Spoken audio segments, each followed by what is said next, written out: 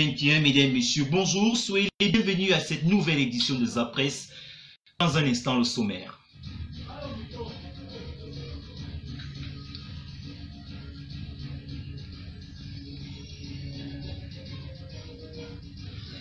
Rentrée scolaire 2021, plus que quelques jours et les élèves renouent avec le chemin de l'école.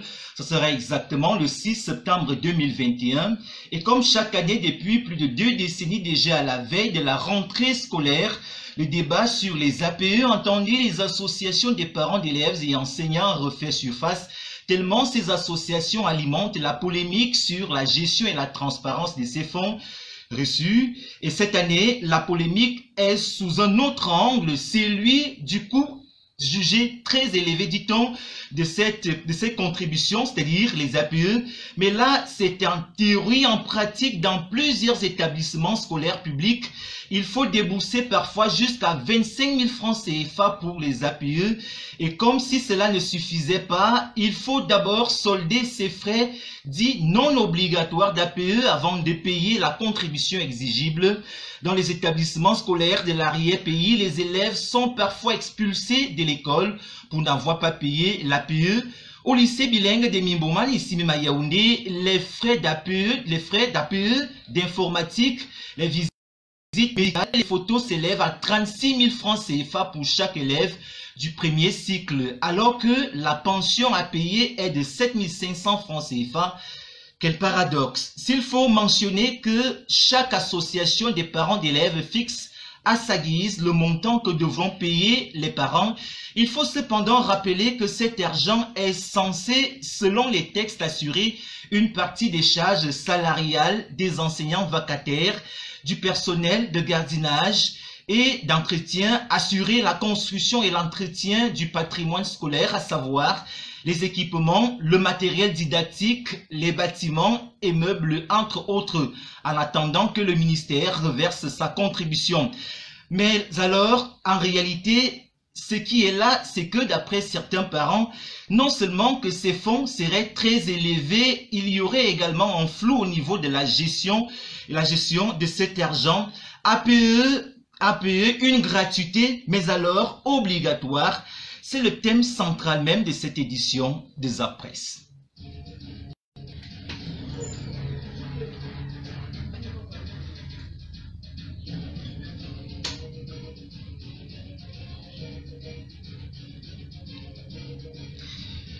Zapresse, mise en onde, réalisation Poulain Yanga.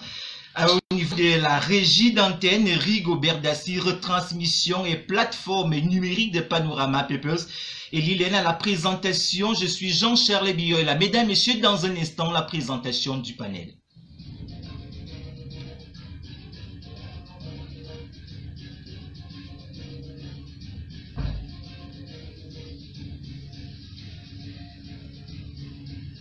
Pour débattre de la problématique des associations des parents d'élèves ce dimanche, nous recevons dans ce studio Patrick Kondondo. Il est le président national des associations des parents d'élèves et enseignants du Cameroun. Nous recevons également ce dimanche Jonas Yididia Alirou. Il est le directeur de publication de l'hebdomadaire Éducation. Nous recevons aussi ce dimanche Maître Raymond Chiazok. Il est le président national du RBI, entendez, regroupement des démocrates indépendants. Et Jean-Baptiste Abengue, il est membre de la sous-commission commission DPC par le maire de la commune de Ngoumoud, c'est dans la Fou et à Kono. Dans un instant, ça sera l'accueil de nos invités, du moins pour ceux qui sont déjà avec nous dans ce studio. Je suis Hiroshima Ba, tous les dimanches, j'écoute Zapresse. Merci. C'est Joachim Noah, écoutez Radio Séantou. Merci. Alors certains sont...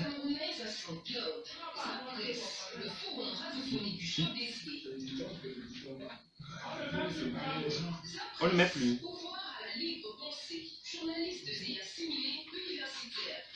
Et tu vas bloquer.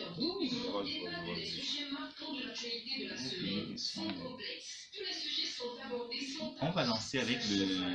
Je prends le cas d'un confrère, entre guillemets. On va lancer avec un défi.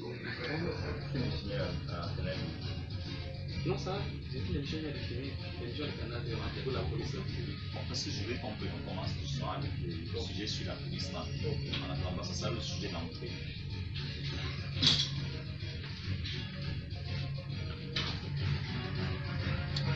J'ai un petit sujet là.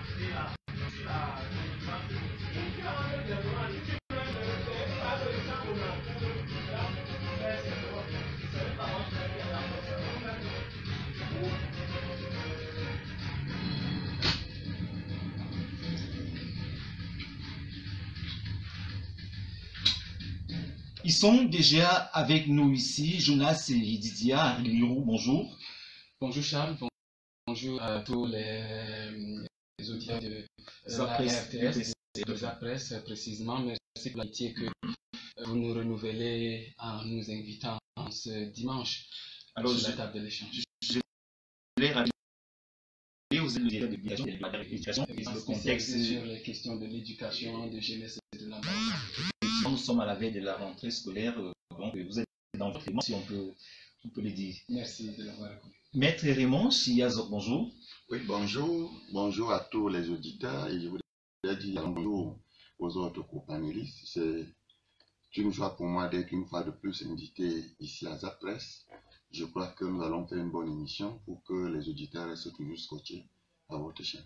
Alors, vous êtes le président national du RDI, c'est le regroupement des démocrates indépendants, c'est bien cela. C'est un parti politique pour, il faut le dire. Merci d'avoir une fois de plus honoré l'invitation parce que vous étiez déjà avec nous ici il y a quelques mois, je crois bien. Merci d'être venu. Nous attendons Jean-Baptiste Atemengue et Jean-Baptiste Atemengue qui vient pour le compte du Rassemblement démocratique du peuple camerounais et Patrice Ondondo qui est le président national des APE du Cameroun. Mais en attendant qu'ils arrivent, alors nous allons ouvrir cet échange, cette émission avec un thème qui porte sur un sujet qui touche aussi la société. C'est en réalité ces images que nous voyons sur les réseaux sociaux. Une fois encore, on a vu cette semaine, Jonas, ces images d'échange de coups de poing entre un élément de la police camerounaise et un usager de la route. En réalité, on ne connaît pas tous les contours de cette altercation, mais il est possible que ce soit peut-être un problème d'incompréhension entre ce conducteur et cet élément de la police camerounaise. Alors, chacun d'entre vous va peut-être dire un mot, mais le premier constat, c'est comme s'il y a une sorte de désamour entre les usagers aujourd'hui et la police. Est-ce que vous partagez également cette analyse-là? Ah oui, en fait, ça c'est connu de tous. D'ailleurs, je voudrais rappeler que depuis 2 semaines déjà, j'ai initié une campagne. Oui, on va en parler. Effectivement, en fait, c'est dans la logique de promouvoir la cohésion sociale entre la police et la population. Cette dernière bagarre entre policiers et usagers de la route au niveau de Douala est intervenue alors que nous étions déjà en campagne. En fait, nous avons constaté depuis que de plus en plus les Camerounais manifestent ouvertement leur désamour ou leur hostilité à la plupart des institutions. La police est juste l'arbre qui cache la forêt. De plus en plus, les gens ont du mépris pour tout ce qui vient du secteur public et tout. Nous avons donc jugé utile de mettre sur pied une campagne de communication, de mobilisation populaire, question de dire à chaque citoyen la nécessité de collaborer avec les institutions, de respecter les institutions, même si vous n'êtes pas d'accord avec ce que font ceux qui sont chargés d'animer ces institutions. Il n'est pas logique pour un citoyen de s'attaquer à l'institution. Donc, respectons les institutions, même si nous avons à redire sur ce que font ceux qui animent ces institutions-là. Et donc, en ce qui concerne la police spécifiquement, il y a de plus en plus le courage. Un courage des usagers, un courage qui n'est pas apprécié d'ailleurs. Le courage d'affronter ceux qui sont en charge de la sécurité de ces citoyens même.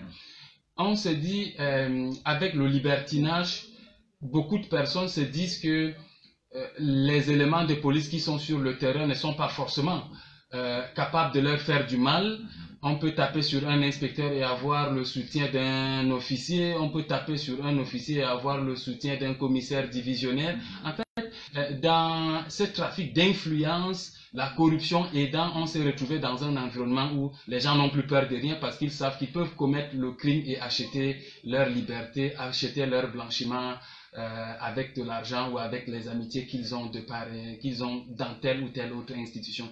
Ça ne nous aide pas, c'est désolant, c'est à reprocher et il y a à faire pour que nous puissions corriger la donne.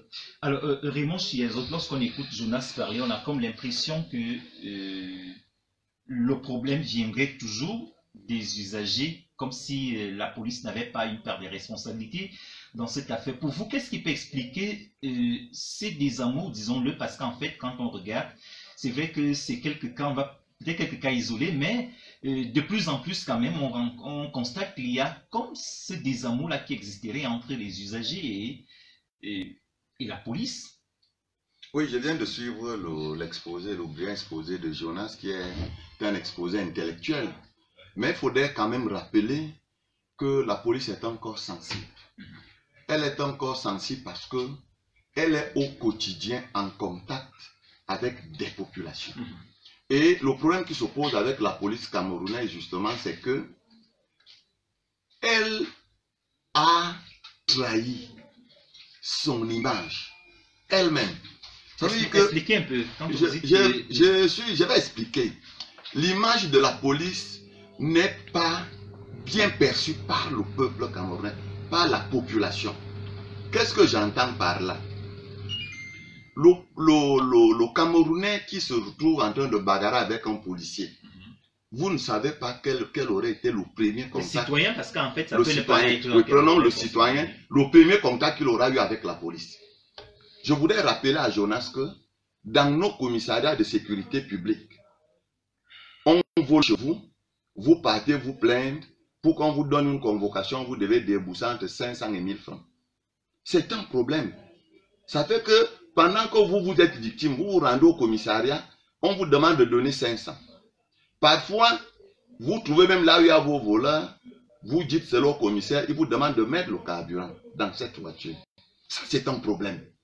Ça fait que... ça justifie le fait qu'il faut aller laissez-moi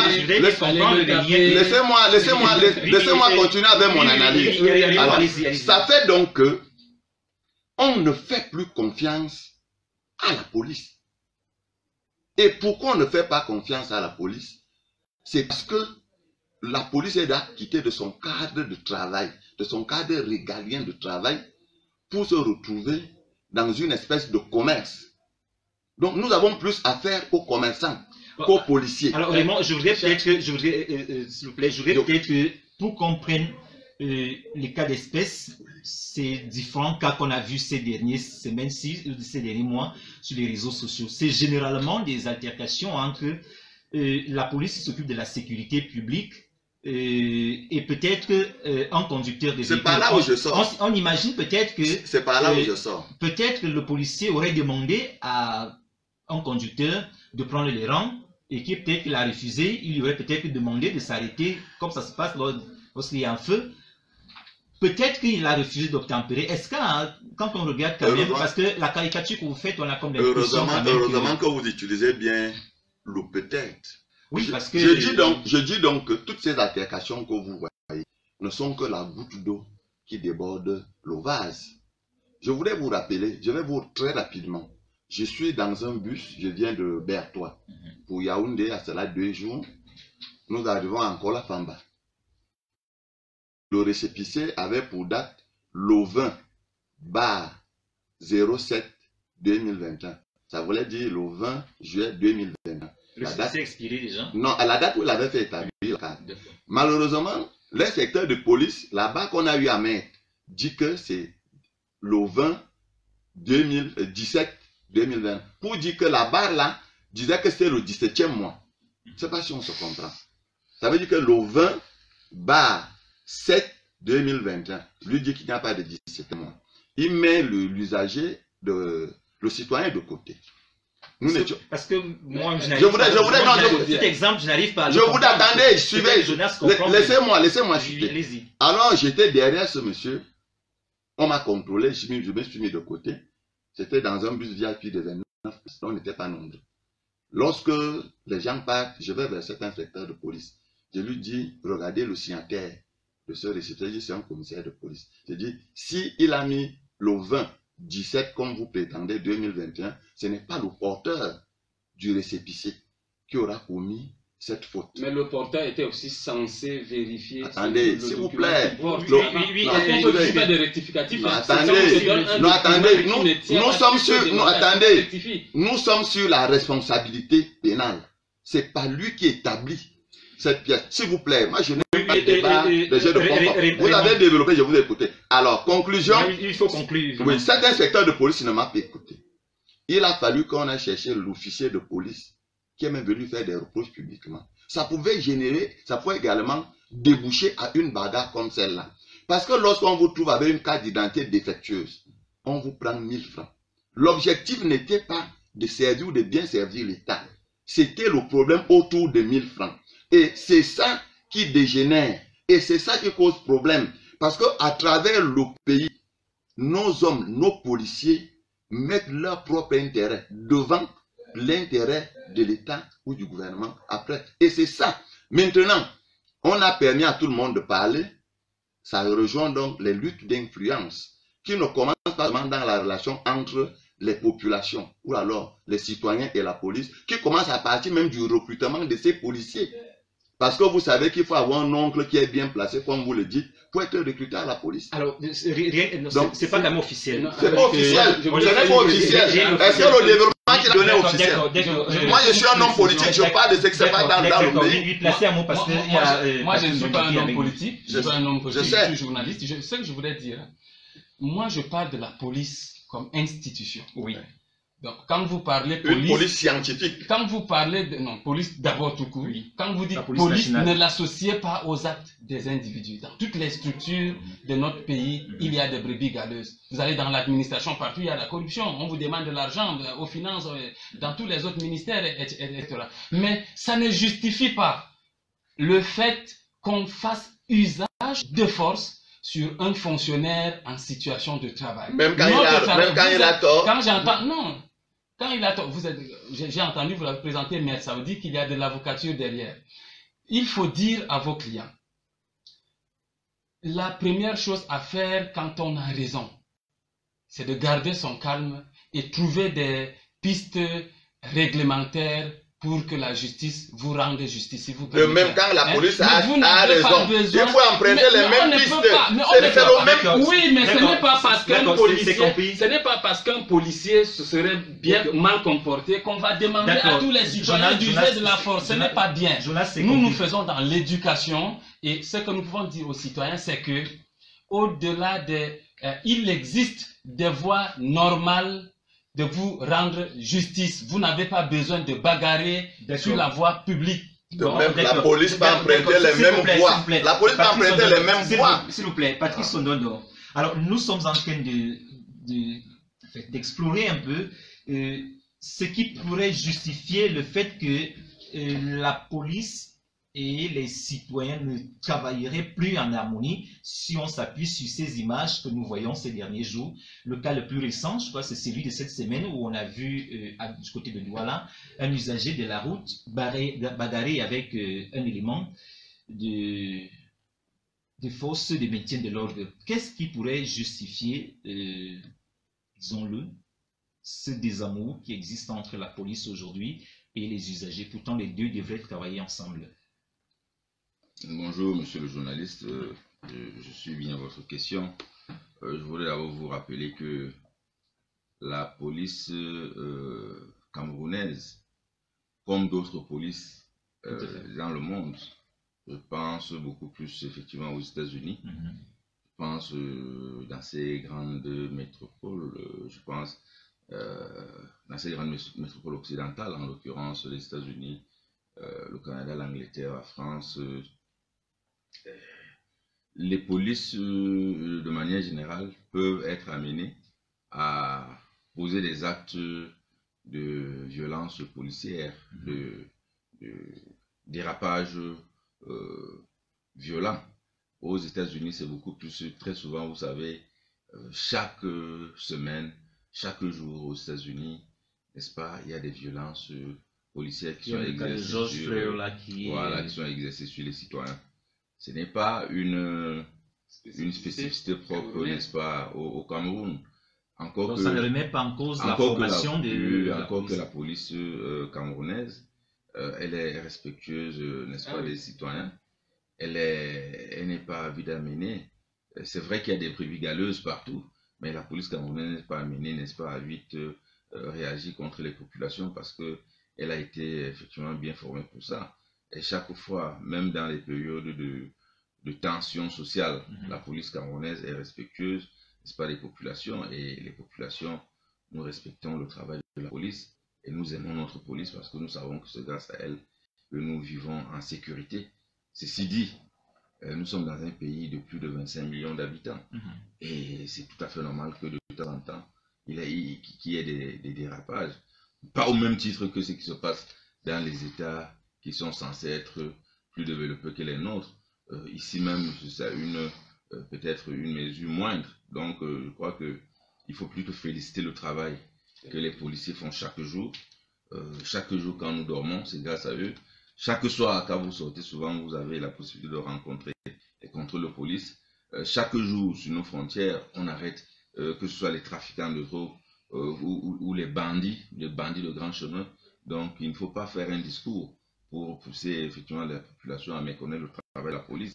Ce ne serait pas juste, ce ne serait pas démocratique parce que notre démocratie doit être protégée par ce genre de forces. Toutes les démocraties doivent être protégées. Il ne faut pas mettre, n'est-ce pas, l'anarchie dans notre démocratie. Là, personne ne va ça n'a rendu service à personne.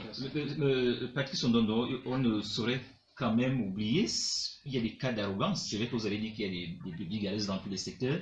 Si vous prenez par exemple ceux qui s'occupent de la circulation routière, il y a ceux qui sont considérés par des usagers eux-mêmes comme étant des exemples d'éléments de la police, mais il y a également d'autres qui ne sont pas toujours là, qui ne pourraient pas être considérés comme exemplaires. Et parfois, il y a ces incompréhensions-là qui peuvent partir d'un simple petit acte banal dont la responsabilité pourrait être portée aussi bien par l'usager que par le policier lui-même. Et on aboutit à ce qu'on a vu ces derniers temps, c'est sur les réseaux sociaux, les bagarres. Oui, moi je crois qu'il faut même peut-être donner la possibilité à la police d'être encore plus forte.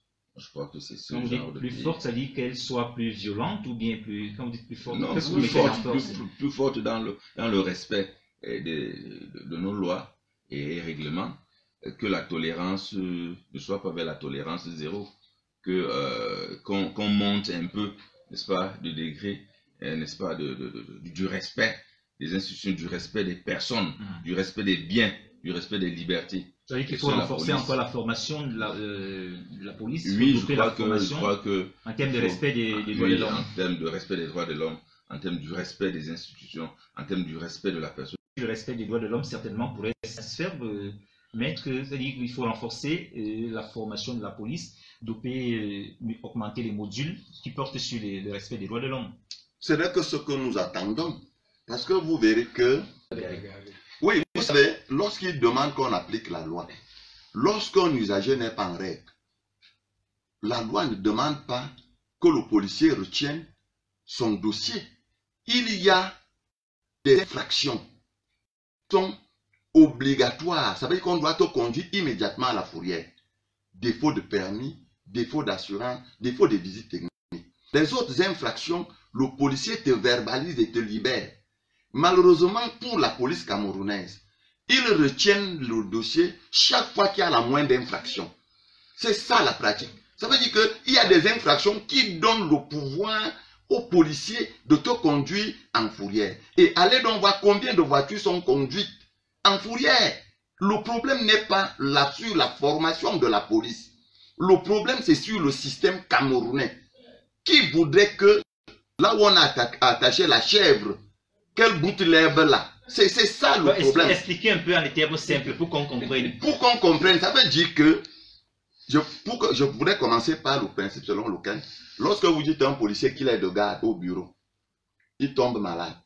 Mais lorsqu'on vous lui dites qu'il est en service, en route, il n'est pas malade. Qu'est-ce que vous voulez montrer par C'est- qu'est-ce que vous voulez C'est l'intérêt. qu'est-ce que vous voulez montrer par Je voudrais démontrer que c'est une position idoine de corruption.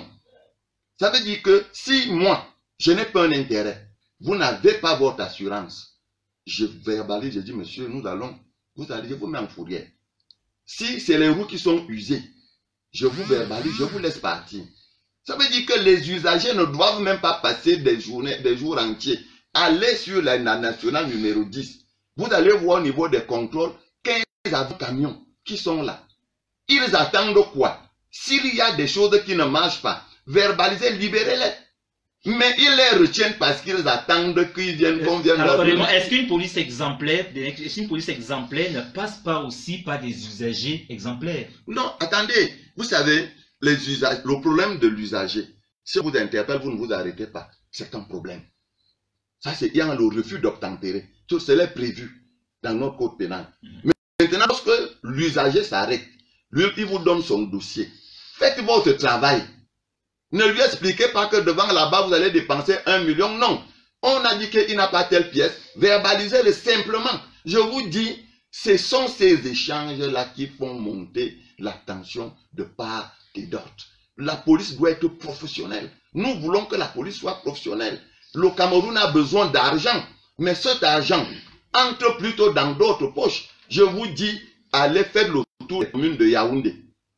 Vous allez voir là-bas combien de voitures sont en fourrière. Alors que tous les jours, dans tous les contrôles, l'argent entre dans les poches de ces Camerounais. Alors, Jonas, si vous voulez peut-être que... Oui, on ne peut pas occulter le fait que qu'il existe des policiers qui ne respectent pas exactement le travail qui leur est assigné. Mais je voudrais dire à d'autres panélistes que nous sommes dans un pays, nous sommes quand même plus de 25 millions. Si nous sommes sélectionnés parmi les citoyens pour porter la voix, ça veut dire qu'il y a... On nous a distingués. Et il y a une responsabilité en tant que citoyen d'amener les autres à comprendre à la fois leurs droits et leurs devoirs. On ne peut pas mettre l'accent sur les droits des gens et négliger le fait que cette police attend que les citoyens, se conforment à la règle, et deux, l'aident à bien faire son travail. Quand vous parlez des usagers de la route, moi je conduis chaque matin, chaque jour, dans la ville de Yaoundé. Quand vous voyez ce que certains usagers font, il y a le feu, ils traversent. Quand on le prend devant, il est le premier à dire, mais il y a quelqu'un qui a traversé. L'infraction est individuelle. C'est pas parce que l'autre a traversé que toi aussi tu traverses, on t'arrête et les raisons qu'il va donner c'est que l'autre a traversé, vous ne l'avez pas arrêté, pourquoi c'est moi que vous arrêtez? Non mais il faut qu'on arrête.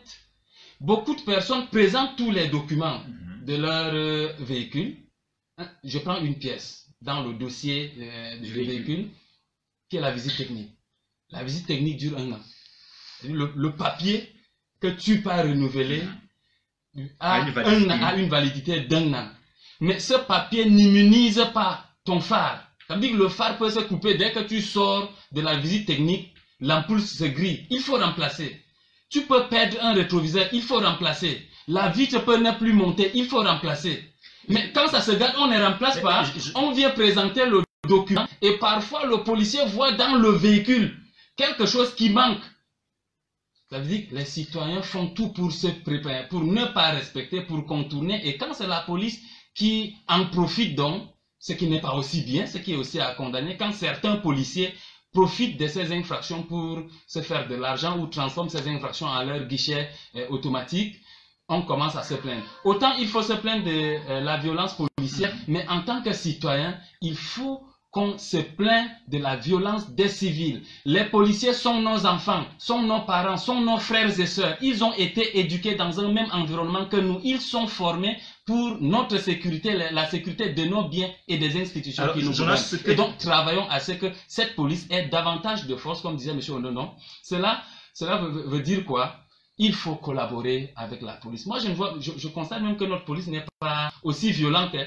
Une police qui négocie, c'est-à-dire tu descends, tu es en infraction. Tu n'as pas besoin de donner l'argent. Ce ne sont pas tous les policiers là qui demandent de l'argent. Quand tu descends et que tu finis d'expliquer ton problème, il peut te laisser passer parce qu'il y a la police préventive. Il est aussi appelé à te dire, voici ce que tu fais peut conduire à telle infraction. Ne refais plus.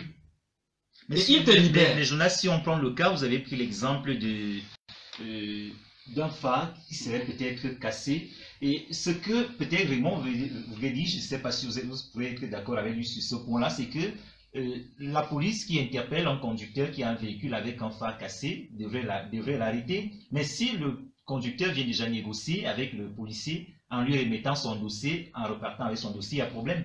Mais la négociation, en fait, les citoyens même parfois sont plus proches à sortir de l'argent. Hein. Ils sont prêts parce qu'ils connaissent parfois. Les policiers sont aussi prêts à prendre de l'argent. Oui, mais c'est notre société. Il faut condamner ça sur le plan global. Il ne faut pas se focaliser seulement sur la police. La corruption, elle est partout.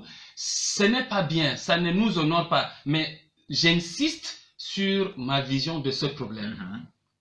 Les policiers sont formés pour nous sécuriser. Il y a parmi eux quelques éléments qui ne respectent pas leur règlement intérieur et ce n'est pas nous qui devons les sanctionner par les coups de poing. Il y a en interne des mécanismes pour les sanctionner. Appelez le 1500. Dénoncez le policier qui est là. Il y a un nom sur sa poitrine. Mais dénoncez, même si vous dites que c'est le policier qui vous a pris à tel niveau, à telle heure, c'est possible pour son administration, pour sa hiérarchie de le retrouver parce qu'ils sont déployés par une hiérarchie qui les suit sur le terrain. Vous n'avez pas besoin de faire preuve de force, d'utiliser de la violence pour vous défendre. Et la violence, moi je la condamne sous toutes les formes, que ce soit policière, que ce soit civile. Je connais une minute. On ne peut pas aller sur des cas individuels. Je connais une affaire où on a suspendu un faux policier. Je connais une affaire où on a suspendu un policier pour 6 mois. Parce qu'il a pris 2 millions à un monsieur. On a réhabilité le policier 6 mois après, jusqu'à aujourd'hui, le monsieur n'a pas son argent. Bon, d'accord, c'est vous qui connaissez. En tout cas, merci pour vous avoir partagé cette expérience, cet exemple-là. Alors, Patrice Ondodo, qu'est-ce qu'il faut faire aujourd'hui pour renforcer cette harmonie entre la police et la nation? Il faut que les citoyens, disons qu'il faut éduquer, sensibiliser les citoyens. Je ne sais pas si le journaliste fait partie du groupe d'initiative qui a décidé d'écrire dans les réseaux sociaux pour la promotion de la police camerounaise. Je crois qu'il y a un groupe comme ça. Effectivement, c'est moi qui l'ai initié. C'est moi qui ai initié. C'est donc une bonne initiative. Je le loue ici en direct et je vous félicite. Merci. Nous, dans le cadre des parents d'élèves, nous avons sorti ce qu'on appelle une carte patriotique. Ça, sans doute opérationnel. La carte patriotique, c'est l'hymne national, les valeurs de l'hymne national, les couleurs de l'hymne national, c'est que les symboles de l'hymne national et le vivre ensemble que nous vous souhaitons pour l'ensemble des peuples, des populations camerounaises. Nous avons mis ça et nous souhaitons que chaque élève aura ça, n'est-ce pas, comme cartable, comme point de référence. Je crois qu'il faut parler, il faut sensibiliser les populations, de continuer à respecter nos forces de l'ordre, dont la police camerounaise. Il faut sensibiliser davantage la police à être respectueuse, n'est-ce pas, des lois et règlements qui régissent leurs activités professionnelles. Parce que cela va de soi. Chaque fois qu'il y a eu des rapages, c'est qu'il y a eu soit un manque d'un côté ou de l'autre. Donc c'est à cela que nous devons faire. Donc parler, parce qu'en démocratie, il faut parler, il faut sensibiliser. Quand bien même on aura épuisé les voies du dialogue, il faut encore parler. Il faut toujours parler parce que nous sommes en démocratie. Il faut sensibiliser, il faut promouvoir. Alors, on va sortir par là. C'était la dernière question. On sort de ce sujet par vous. Alors, comment vous avez lancé cette campagne citoyenne et de cohésion sociale police-population? Alors, comment est-ce que la sensibilisation se passe sur le terrain ou bien comment est-ce que vous comptez implémenter cela sur le terrain? Vous sensibilisez qui? La population ou la police? Ou les deux? Les deux. Parce qu'en fait, les policiers font partie des citoyens aussi. Oui. C'est des civils habillés. Ils sont avec nous, ils sont partout. Il ne faut pas limiter les policiers à ce que vous voyez au bord de la route. Le nombre le plus important de policiers, ils sont civils. Ils sont parmi nous, ils travaillent avec nous. Et donc, la police, elle est au-delà de quelques 2 ou 3 citoyens corrompus qui prennent peut-être 100 francs ici, qui sont mal habillés et tout. Donc, il faut faire attention quand on parle de la police, parce que la police, elle est nous tous. Et notre campagne, elle sensibilise tous les Camerounais de toutes les professions, parce que le policier doit aussi respecter la police, puisque un policier peut aussi être au volant et se retrouver dans un contrôle. Tout à fait. Oui.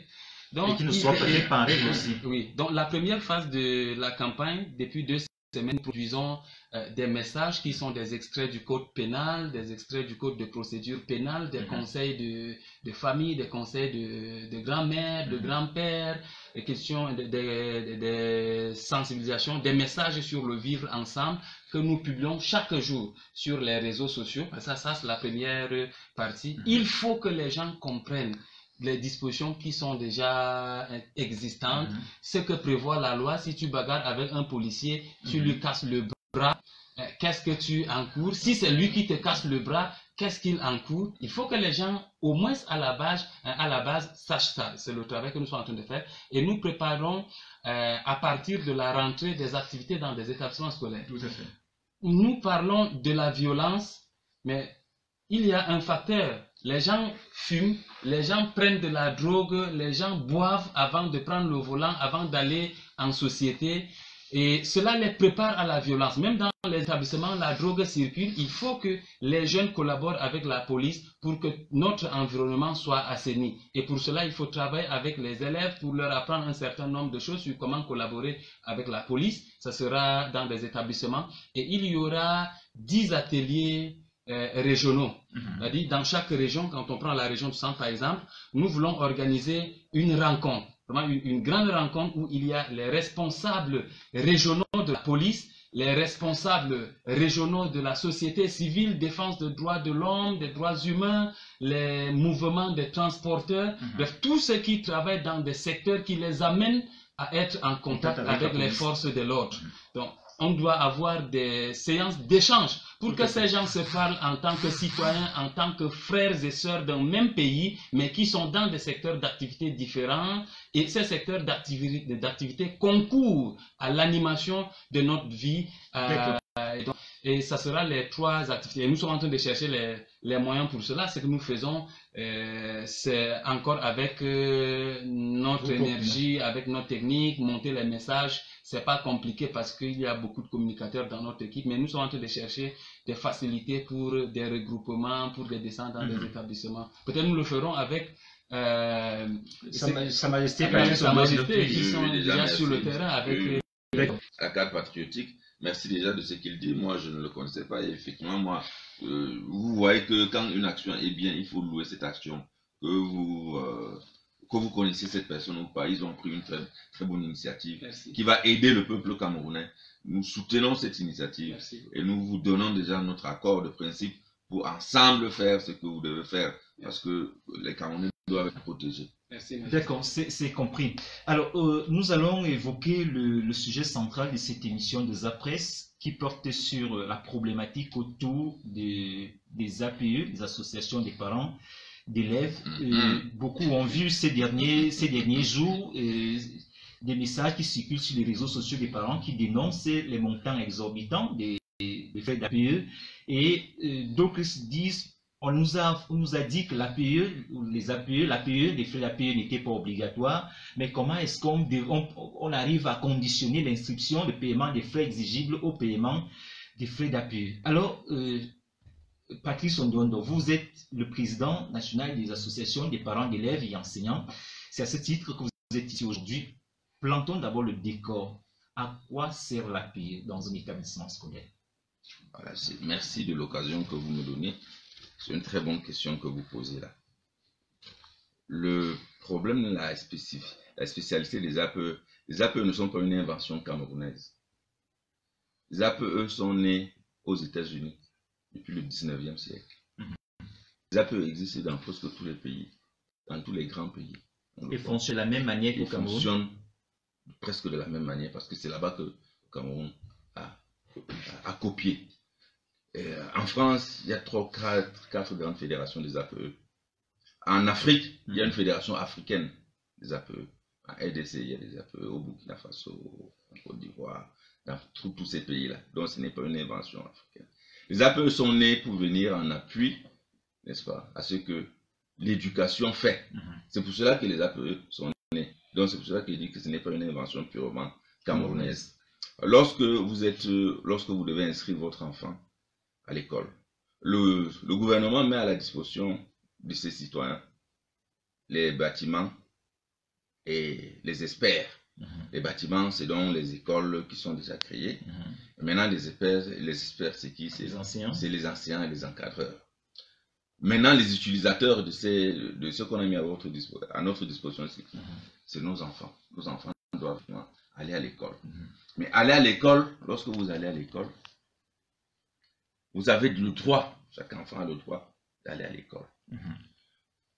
Les droits des enfants sont des devoirs pour les parents. Parce que nous avons l'obligation d'envoyer nos enfants à l'école. Lorsque nos enfants doivent aller à l'école, nos enfants doivent être dans de bonnes conditions.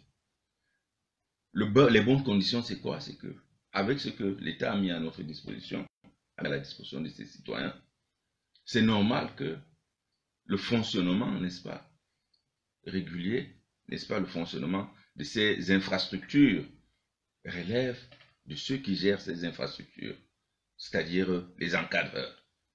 Maintenant, lorsque la rentrée est en train de se passer comme c'est en train de se passer, il faut peindre les tableaux. Il faut peindre les tableaux. L'argent va venir d'où? Il faut acheter la craie. Il faut acheter les registres. Les tables bancs que nos enfants ont cassées toute l'année, il faut pouvoir, n'est-ce pas, remettre ces tables bancs. Les vacataires qu'on prend, n'est-ce pas, pour l'éducation de nos enfants, il faut pouvoir payer ces vacataires. Les toitures qui coulent, on ne peut pas, comme on a montré certaines images, des images vraiment malheureuses. Comment est-ce qu'on trouve des enfants avec dans certains établissements? On a vu ça, comment n'est-ce pas, la toiture coule? Non, on ne peut pas laisser nos enfants fréquenter dans ces conditions. Il faut régler ces problèmes de toiture. Au besoin, il faut construire, n'est-ce pas, des bâtiments qui sont... Non, laissez-moi terminer. Quand vous provoquez quelque chose, laissez-moi aller jusqu'au bout. Ne fuyez pas. Vous connaissez la vérité et la vérité vous affranchira. Quand vous... Oui, allez-y. Donc vous-même, si vous avez des enfants, il faut pouvoir payer. Vous devez payer, n'est-ce pas, les babouches à vos enfants. Vous devez payer les beignets à vos enfants. Vous devez mettre votre enfant qui vous est cher dans des conditions pour que l'enfant apprenne bien l'école. Vous ne devez pas lui laisser qu'il s'assied sur des tables cassées sous prétexte que... Parmi ces charges-là, il faut mettre la paix. Ce sont ces charges qui permettent à ce que, n'est-ce pas, des dispositions, que les enfants vivent dans des conditions, parce que nous mettons à la disposition des enfants des conditions pour qu'ils fréquentent bien. C'est notre devoir. Ce n'est pas une prière. C'est compris. Je rappelle que pour les auditeurs qui veulent participer à cette émission, ils peuvent nous envoyer des messages au 6 91 11 21 49. 6 91 11 21 49 ou nous envoyer un WhatsApp au 6 77 15 17 11. 6 77 15 17 11. Majesté, je voudrais vous poser une autre question avant de passer la parole à Maître. Ça, c'est la question que tous les parents se posent. Est-ce que l'APE au Cameroun est obligatoire ou il est facultatif? Pour les frais, je veux parler des frais. Les frais d'APE sont obligatoires ou ils sont facultatifs? Les frais d'APE au Cameroun sont volontaires. Dites ça simplement. Les frais d'APE au Cameroun sont volontaires. Volontaires, jusque-là, c'est nécessaire. Jusque-là, on ne comprend pas. Sa Majesté Patrice Ondondo. Pour faire simple, le parent voudrait savoir, est-ce qu'il a l'obligation de payer l'APE comme il paye également les 7500 de contribution de frais exigibles pour l'enfant qui va de la 6e en classe de 4e, ou alors il peut décider de payer s'il le veut, ou si l'appareil dit bon, ça va. Parce que quand vous dites c'est nécessaire, c'est vraiment, vous devez comprendre, Majesté. Oui, je vous dis, je vous parle en vous regardant droit dans les yeux, qu'au Cameroun, selon les dispositions réglementaires, les frais d'APE sont volontaires.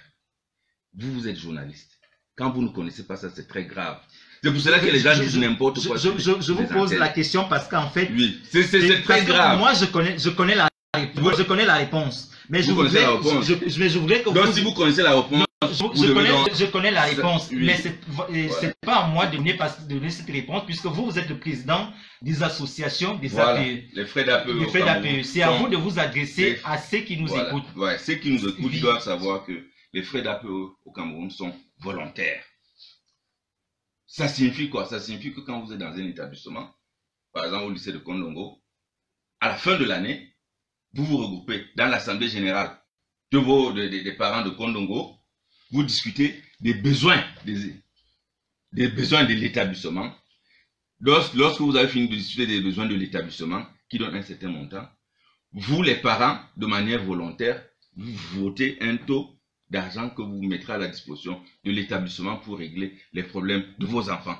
Donc c'est de manière volontaire. Si vous estimez qu'on a écrit quelque part que les frais d'APE sont de manière obligatoire ou de manière facultative, montrez-moi cette disposition. Alors, puisque vous êtes journaliste. Maître, quand vous comprenez, vous écoutez Majesté, les frais d'APE sont volontaires. Vous comprenez le jeu de mots? Non, bon, attendez, vous savez, lorsqu'il dit que c'est volontaire, ça veut dire que c'est pas obligatoire. Volontaire, c'est le contraire d'obligatoire. Ça veut dire que c'est facultatif. Le parent qui ira inscrire son enfant à l'école demain, oui. S'il est libre de payer ou de ne pas payer. S'il n'est pas volontaire. S'il n'est pas volontaire. Moi, je voudrais dire que, à la suite de cet exposé, je voudrais dire que l'État du Cameroun a carrément abandonné les parents à eux-mêmes. Je voudrais, si vous me le permettez, je reste toujours dans la logique de la rentrée. Hein. Oui, je ne sors pas de la rentrée. Les frais liés à l'organisation du bac 2020 ont été payés en fin d'année 2021. Les surveillants du bac 2021... En fin d'année scolaire. Oui. D'accord. Du baccalauréat de l'année scolaire 2020-2021 jusqu'à aujourd'hui ne sont pas payés. Les corrections également, de même que les délibérations. L'État a tout abandonné. J'ai été surpris dans son bien exposé de dire que les parents accompagnent l'État. Moi, j'ai comme l'impression que c'est l'État qui accompagne les parents. Parce que si les frais exigibles de la 6e en 3e sont reconnus, qu'on paye 7 500 et que vous avez une APE qui paye 25 000, alors qui accompagne l'autre à ce moment? C'est l'État qui accompagne les parents et non l'inverse. Ça, c'est la première chose. La deuxième chose, c'est que j'ai été flatté d'être sur ce plateau avec le président national de l'association des APE. Il est constant que les APE restent une association. Et l'adhésion dans une association au Cameroun est facultative. Si elle est facultative, le caractère contraignant ne doit même pas faire surface. Ça, c'est la première chose. Maintenant, la deuxième chose. De fait, l'État, dans son incapacité de satisfaire les élèves, les enfants camerounais, passe par ses chefs d'établissement pour rendre le paiement des APE obligatoire. C'est de ça qu'il est question. Le ministre instruit au délégué régional, le délégué régional instruit à tous ses producteurs, et avant qu'on vous donne le OK pour aller faire votre inscription en ligne, vous devez présenter le reçu du paiement de l'APE. Ça fait donc qu'on se trouve dans une pratique qui n'est pas légale. Et pourquoi? Parce qu'il faut le dire aux Camerounais. Parce que l'État n'assure pas l'État n'assure pas. Bon, d'accord. Je voudrais rappeler rapidement cette circulaire du 25 février 2008 portant modalité de fonctionnement des associations des parents d'élèves d'enseignement au sein des établissements scolaires publics d'enseignement secondaire. Il y a la rubrique consacrée par exemple à la collecte, la gestion des fonds. On dit que le ministre dit que les APE s'occupent des charges salariales des enseignants vacataires, comme l'a dit le président, des enseignants vacataires, des personnes de gardiennage et d'entretien, la construction et l'entretien du patrimoine scolaire, c'est-à-dire les équipements, le matériel didactique, le bâtiment, les meubles. Et le montant total correspondant à ces engagements est inclus d'office dans la rubrique projet d'établissement. La fraction restante des fonds non au projet d'établissement est affectée au fonctionnement de l'association. Et c'est vrai que je voulais revenir à vous, mais je vais d'abord passer la parole peut-être à Jonas. Lorsque nous regardons ce qui se passe en pratique dans les établissements scolaires publics, on a l'impression qu'on est sorti même du mot que disait Patrice Ondondo, une association ou tout au moins les frais qui seraient volontaires. On a comme l'impression qu'on est dans le registre des frais contraignants dans les établissements scolaires, puisque si on continue déjà le paiement des frais exigibles à la présentation du reçu d'APE, ça veut dire qu'en réalité... Dans la pratique, c'est oui, dans la pratique. Oui, dans la pratique, c'est ça. En fait, on paye l'APE avant d'avoir... fini de payer les frais exigibles. C'est comme ça dans la plupart des établissements. Mais moi, je ne conçois pas le problème sous cet angle. Beaucoup de personnes font davantage de reproches à l'État, disant que non, l'État abandonne l'école. C'est faux. L'État n'a pas abandonné. Si on prend tout ce que les parents donnent dans un établissement, et on essaye de voir le salaire des enseignants, le coût des bâtiments et toutes les autres dépenses, vous allez vous rendre compte que même si tous les parents payaient, l'école ne peut pas fonctionner avec l'argent que chaque parent a donné. C'est l'État qui est le source, c'est l'État qui porte l'ensemble. Maintenant, vous savez aussi, peut-être sans vous couper, vous savez aussi qu'il y a des établissements scolaires dans l'arrière-pays où il n'y a que le directeur qui est fonctionnaire. En fait, je voulais en venir à ça. Moi, mon problème n'est pas le coût d'APE. Le problème n'est pas au niveau du coût. Mon problème n'est pas au niveau du coût. L'école coûte cher partout. Et l'éducation nécessite de l'argent. Il faut que les parents se préparent pour contribuer fortement pour que leurs enfants réussissent. L'école est chère partout. Moi, mon problème, c'est que si je suis à Yaoundé, une école qui a toutes les infrastructures, qui a 12 enseignants, et que l'APE coûte 30 000. Alors que dans une autre localité où il y a un seul enseignant, l'APE coûte 1000 francs. Et il n'y a même pas des parents d'élèves. Ça veut dire qu'il y a un déséquilibre. Moi, ce que je veux dire, et c'est bien d'avoir le président avec nous, il faut que les frais d'APE tiennent compte des réalités de l'établissement. Les frais d'APE doivent être un moyen de contribution à la construction, à la solidification de l'école, à l'amélioration du cadre d'apprentissage des enfants. Mais en plein Yaoundé, où il y a tous les enseignants, il n'y a même pas des maîtres de parents, l'APE coûte plus de 10 000. C'est pas logique. Parfois 25 000. Et à ce niveau-là, vous voyez, ce sont les présidents d'APE qui sont forts, qui sont propres, qui sont mieux que certains enseignants même, qui sont dans l'école parce qu'ils tiennent un peu plus d'argent, ils tiennent même le proviseur, ils sont capables de faire des cadeaux au proviseur. Ça, c'est de l'injustice et ce n'est pas bien. Si on veut avoir un pays solide, un pays qui investit pour l'éducation de ses enfants et prépare ses enfants à avoir un profil capable d'aider le pays, il faut qu'on harmonise et que les APE tiennent compte des réalités de chaque établissement et que cet argent soit, qu'il y ait des comptes rendus publics. Moi, j'ai des enfants à l'école, c'est pas, je suis allé à la réunion des parents d'élèves combien de fois.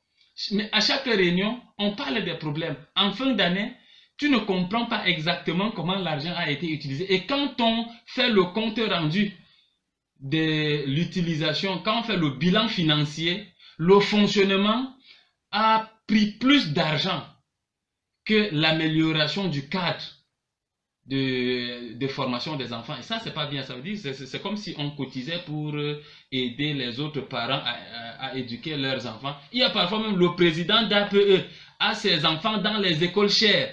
Mais il est président d'APE parce que l'école est à côté de sa maison. Parce qu'il est l'homme le plus influent du quartier. Ou parce qu'il est capable d'influencer politiquement. Ça, c'est des injustices. C'est à ce niveau qu'il faut voir. Mais vraiment, le coût, on ne peut pas encourager les parents à ne pas payer. Les parents doivent payer l'APE. Les parents doivent contribuer à ce que le cadre qui reçoit leurs enfants soit le meilleur possible. Alors, je vais vous poser la question, Majesté. Je vais d'abord relayer ce message. Il y a Gilbert qui nous écrit. Il dit « Bonjour, Sa Majesté en studio joue avec les mots. Quand il dit que les parents se réunissent en fin d'année pour volontairement voter ce qu'ils doivent apporter pour l'établissement, en un mot comme en mille, ça veut dire que les frais d'APE sont, entre guillemets, volontairement obligatoires. » En Toulouse, parfaite, Gilbert. Alors, Majesté, on voudrait savoir, est-ce que l'APE, on est en pratique, est-ce que l'APE des grands centres comme Yaoundé, Douala, a le même sens que l'APE de l'arrière-pays? Ou à Yaoundé, comme disait Jonas, il y a pratiquement tout, il y a même un sureffectif, alors que dans certains établissements scolaires, alors que dans l'arrière-pays, il n'y a quasiment rien. Comment justifier que là où il y a pratiquement tout, il y a plus d'élèves et que l'APE coûte plus cher que là où il n'y a pratiquement rien? Je voudrais d'abord me féliciter, n'est-ce pas, de ce discours responsable de la part de Jonas. C'est ça qu'on appelle la parenté responsable. Ça veut dire qu'il peut bien s'occuper de ses enfants. Je voudrais par contre dire que les frais d'APE sont fixés dans chaque établissement en fonction des besoins de l'établissement. Vous comprenez? Oui. C'est en fonction des besoins exprimés par les responsables de l'établissement. Ça veut dire que si on prend par exemple au lycée de Biémassi, quels sont les besoins qui se posent lorsqu'on arrive à la fin d'une année pour le début d'une autre? Est-ce qu'il y a assez de vacataires? Combien de vacataires faut-il encore? Est-ce que on a assez? Est-ce qu'il y a combien de tables bancs qui ont été cassées durant l'année? Combien on peut réparer, n'est-ce pas, les tables bancs? Est-ce que tous les tableaux sont des tableaux noirs? C'est-à-dire qu'il y a eu la toisine sur tous les tableaux, parce qu'il y a beaucoup de salles de classe. Est-ce qu'il y a assez de serpillères pour commencer l'année, pour laver, n'est-ce pas, la classe? Parce qu'on ne peut pas laisser la classe sale dès le départ. Les enfants doivent faire le travail manuel et tout ça au cours de l'année. Donc, il y a des choses nécessaires. Donc, c'est l'ensemble de ces besoins exprimés que c'est sur cette base que maintenant les parents votent donc un budget. Donc, c'est en fonction des besoins. Ce n'est pas en fonction de quoi que ce soit. Je comprends effectivement que dans les grands centres, comme Yaoundé, comme Douala, dans les grandes villes, dans les grandes métropoles, les grands établissements, ouais, à grand effectif, parce qu'il y a aussi beaucoup de salles de classe, parce que lorsqu'une salle de classe peut être cool, il faut trouver, n'est-ce pas, des solutions, et lorsque la fenêtre est cassée, il faut réparer. Comme les bâtiments sont peut-être grands, c'est pour cela que ces besoins sont aussi importants. Ce n'est que ça. Les besoins de cette année peuvent ne plus être les besoins de l'année prochaine. Oui, on a changé la toiture cette année, si on est sûr l'année prochaine, si on met encore la dépense toiture dans le budget de la PE, ça pose problème. Ça pose problème, nous sommes d'accord. Mais que la PE ne baisse pas en ce temps-là, il augmente plutôt. Non, ça veut dire que peut-être que d'autres besoins sont faits ressentir entre-temps.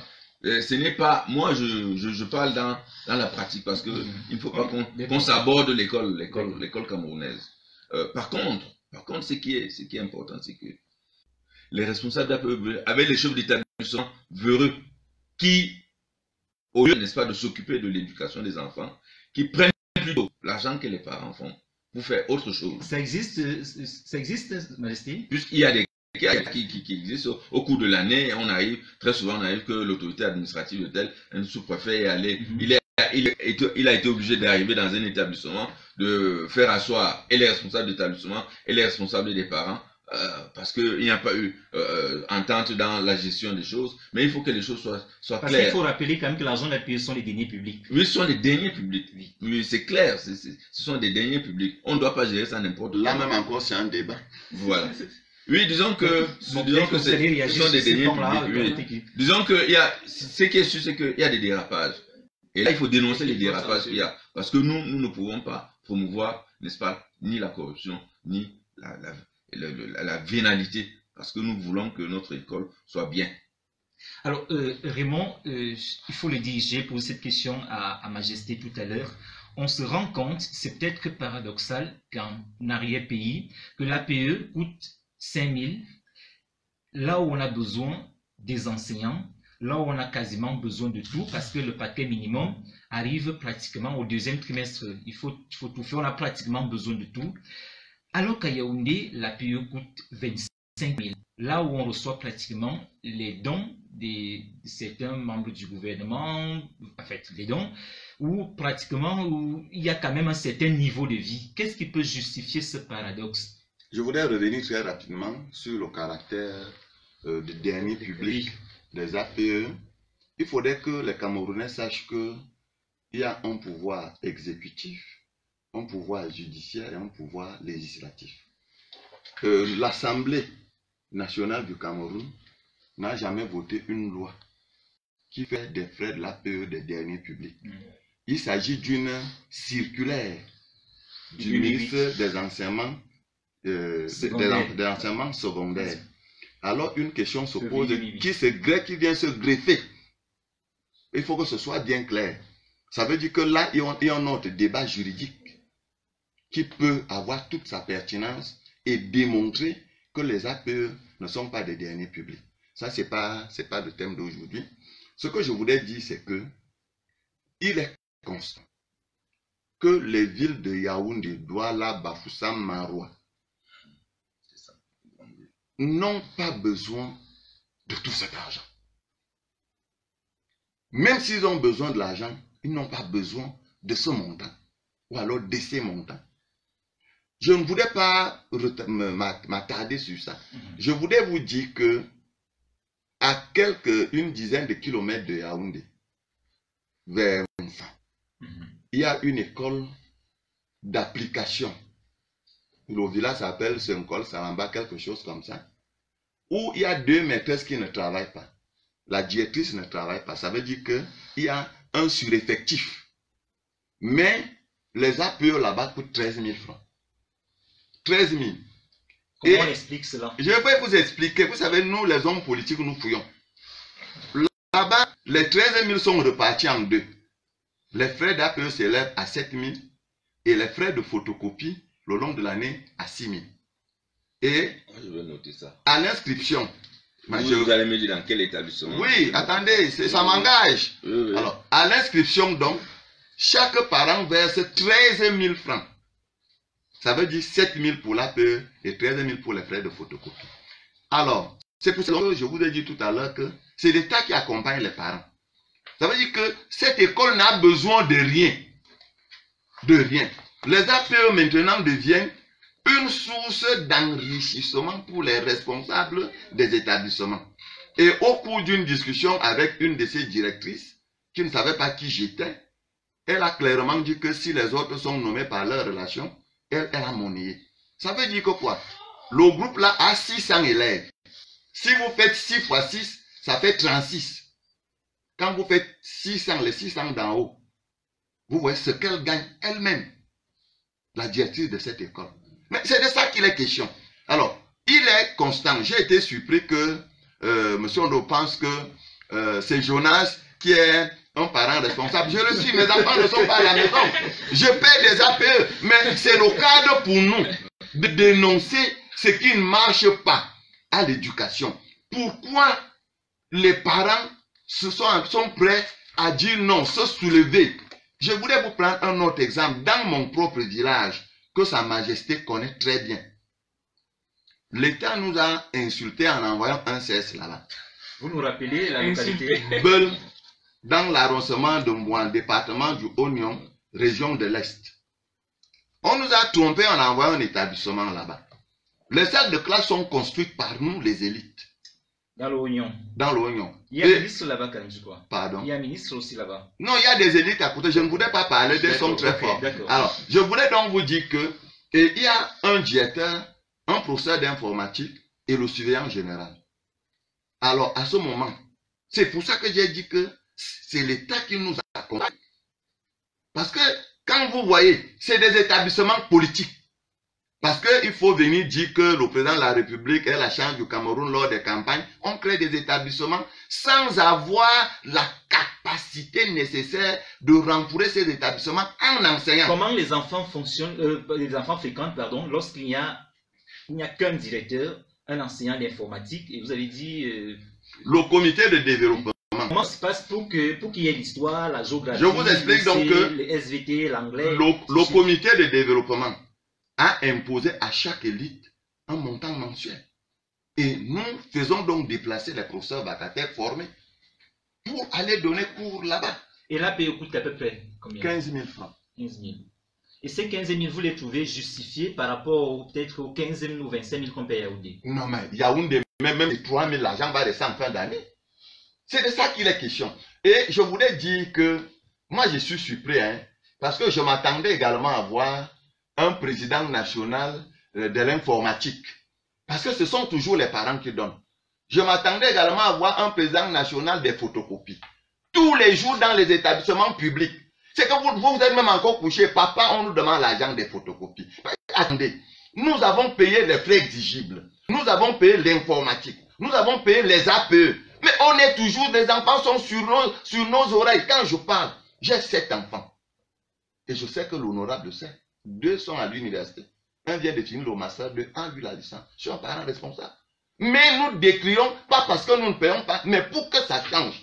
L'objectif de l'homme politique, contrairement à ceux qui sont aux affaires, c'est de toiletter. Jonas, lui, c'est un théoricien.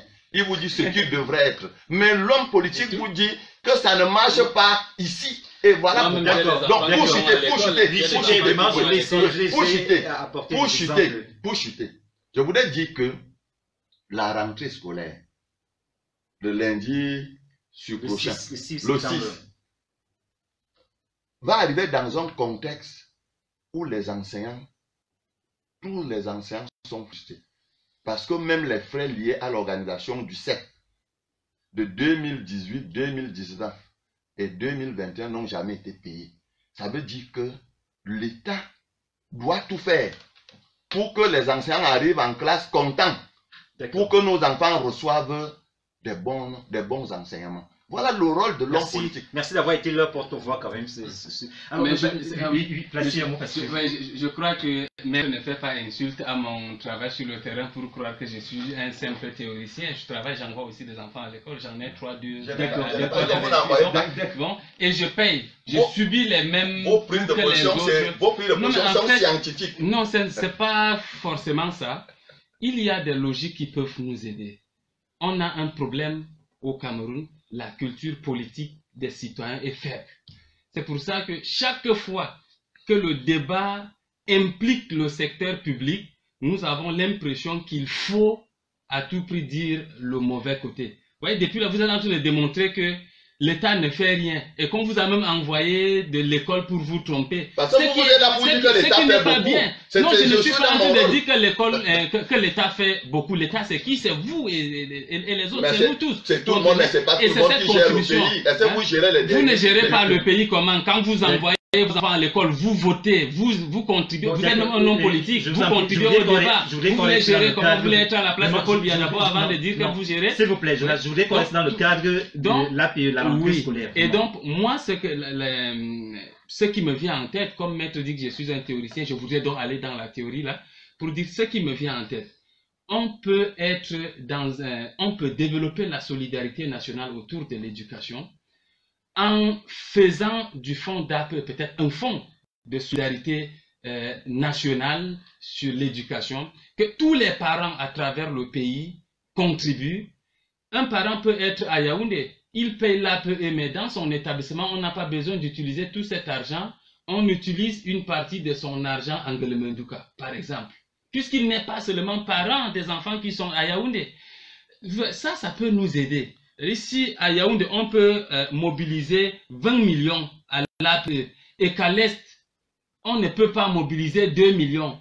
Et qu'il existe un mécanisme qui permet au Bureau national des parents de d'appuyer peut-être les écoles Angle Menduka ou dans votre village, comme vous avez une école qui n'est pas construite, de construire et de marquer là que c'est le fond de tous les parents du Cameroun qui a construit ici. C'est comme ça qu'on bâtit un pays. Quand vous allez aux États-Unis, les gros bâtiments, vous croyez que ça a été construit comment? L'État était... L'argent la sortait d'où? On faisait même souffrir les gens pour construire les routes que nous allons admirer. Alors, et c'est de notre responsabilité de faire. Ce n'est pas seulement la théorie. Il faut qu'à un certain moment, qu'on s'arrête en tant que citoyen pour dire les autres sont grands parce qu'ils ont fait des grands sacrifices. C'est pas parce que nous souffrons, c'est pas parce que... Moi, je suis au chômage, si vous voyez, je suis diplômé de l'ESTIC, je travaille avec mes moyens, j'ai créé mon entreprise, qui ne marche peut-être pas comme les autres. Quand je fais ça, ce n'est pas pour dire que je vis mieux que les autres jeunes, non. Mais le peu que je parviens à tirer me donne aussi la satisfaction et je me dis à tout moment, ce pays peut avoir des bonnes choses avec ma petite contribution, même si c'est 100 francs que je gagne et que 1 franc se retrouve dans un truc de mon pays, ça sera bien. C'est pour ça que vous voyez, nous menons des campagnes. Donc, ne croyez pas que c'est parce que nous sommes bien ou que nous sommes des simples théoriciens et tout. Le pays nous appelle tous et pensons toujours à ce qui peut être ensemble. C'est compris. Alors, Majesté, non, je voudrais qu'on prenne un peu un cas pratique. Vous pouvez prendre d'autres exemples. Il y a celui qui a été abondamment relayé sur les réseaux sociaux ce jour, le lycée de Nimboman. Là-bas, les frais d'appui, d'informatique, les visites médicales et les photos s'élèvent à 36 000. Alors, je voudrais savoir, Majesté, on sait que l'informatique est devenue une matière à part entière dans les établissements publics où les enfants, les enseignants vont à l'école normale, ils sortent et ils sont affectés. Comment on se retrouve encore à payer, par exemple, l'informatique et qu'on paye peut-être les photos? Je ne sais pas comment la répartition est faite parce que quand on regarde les photocopies qui sortent du lycée de Nimboman, il n'y a pas des rubriques consacrées en disant APE 10 000 informations. On a regroupé ces 3 étapes, informatique, APE, visite médicale et photos à 36 000. Je ne sais pas comment la répartition est faite de manière détaillée, mais comment on se retrouve encore à payer l'informatique dans un établissement scolaire public? Bon, avant d'arriver effectivement à cette question qui est très très pertinente, qui a fait les choux gras ces derniers temps-ci, je voudrais profiter, n'est-ce pas, de la réponse que M. Jonas donnait tout à l'heure, de l'idée de la mise sur pied, n'est-ce pas, d'un fonds de solidarité nationale.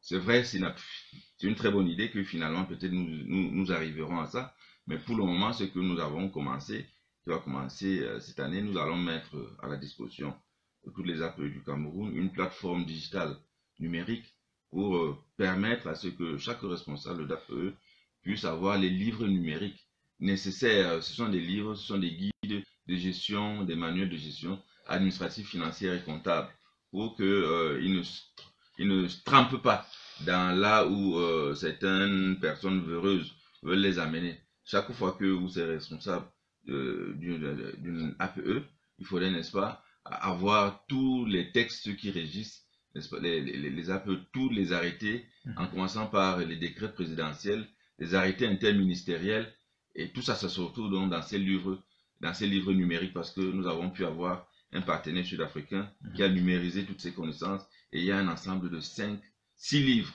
n'est-ce pas, des guides à mettre à la disposition des responsables des APE, pour pallier à la méconnaissance des textes, pour pallier au gaspillage, n'est-ce pas, de l'argent, n'est-ce pas, des APE.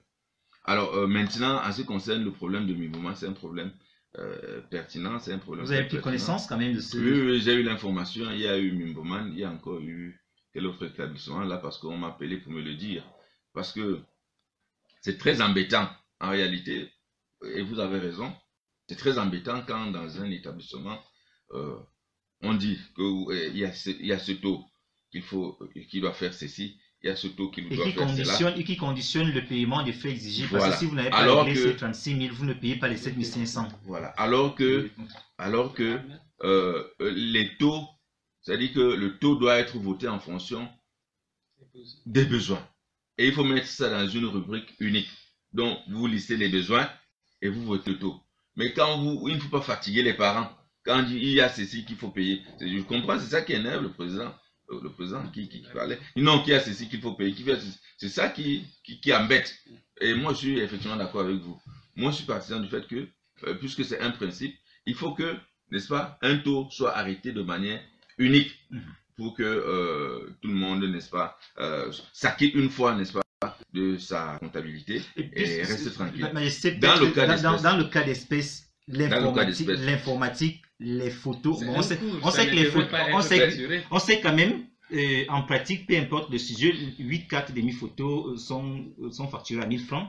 Donc cette manière, il reste 37 000. Les visites médicales, c'est vrai que 2500.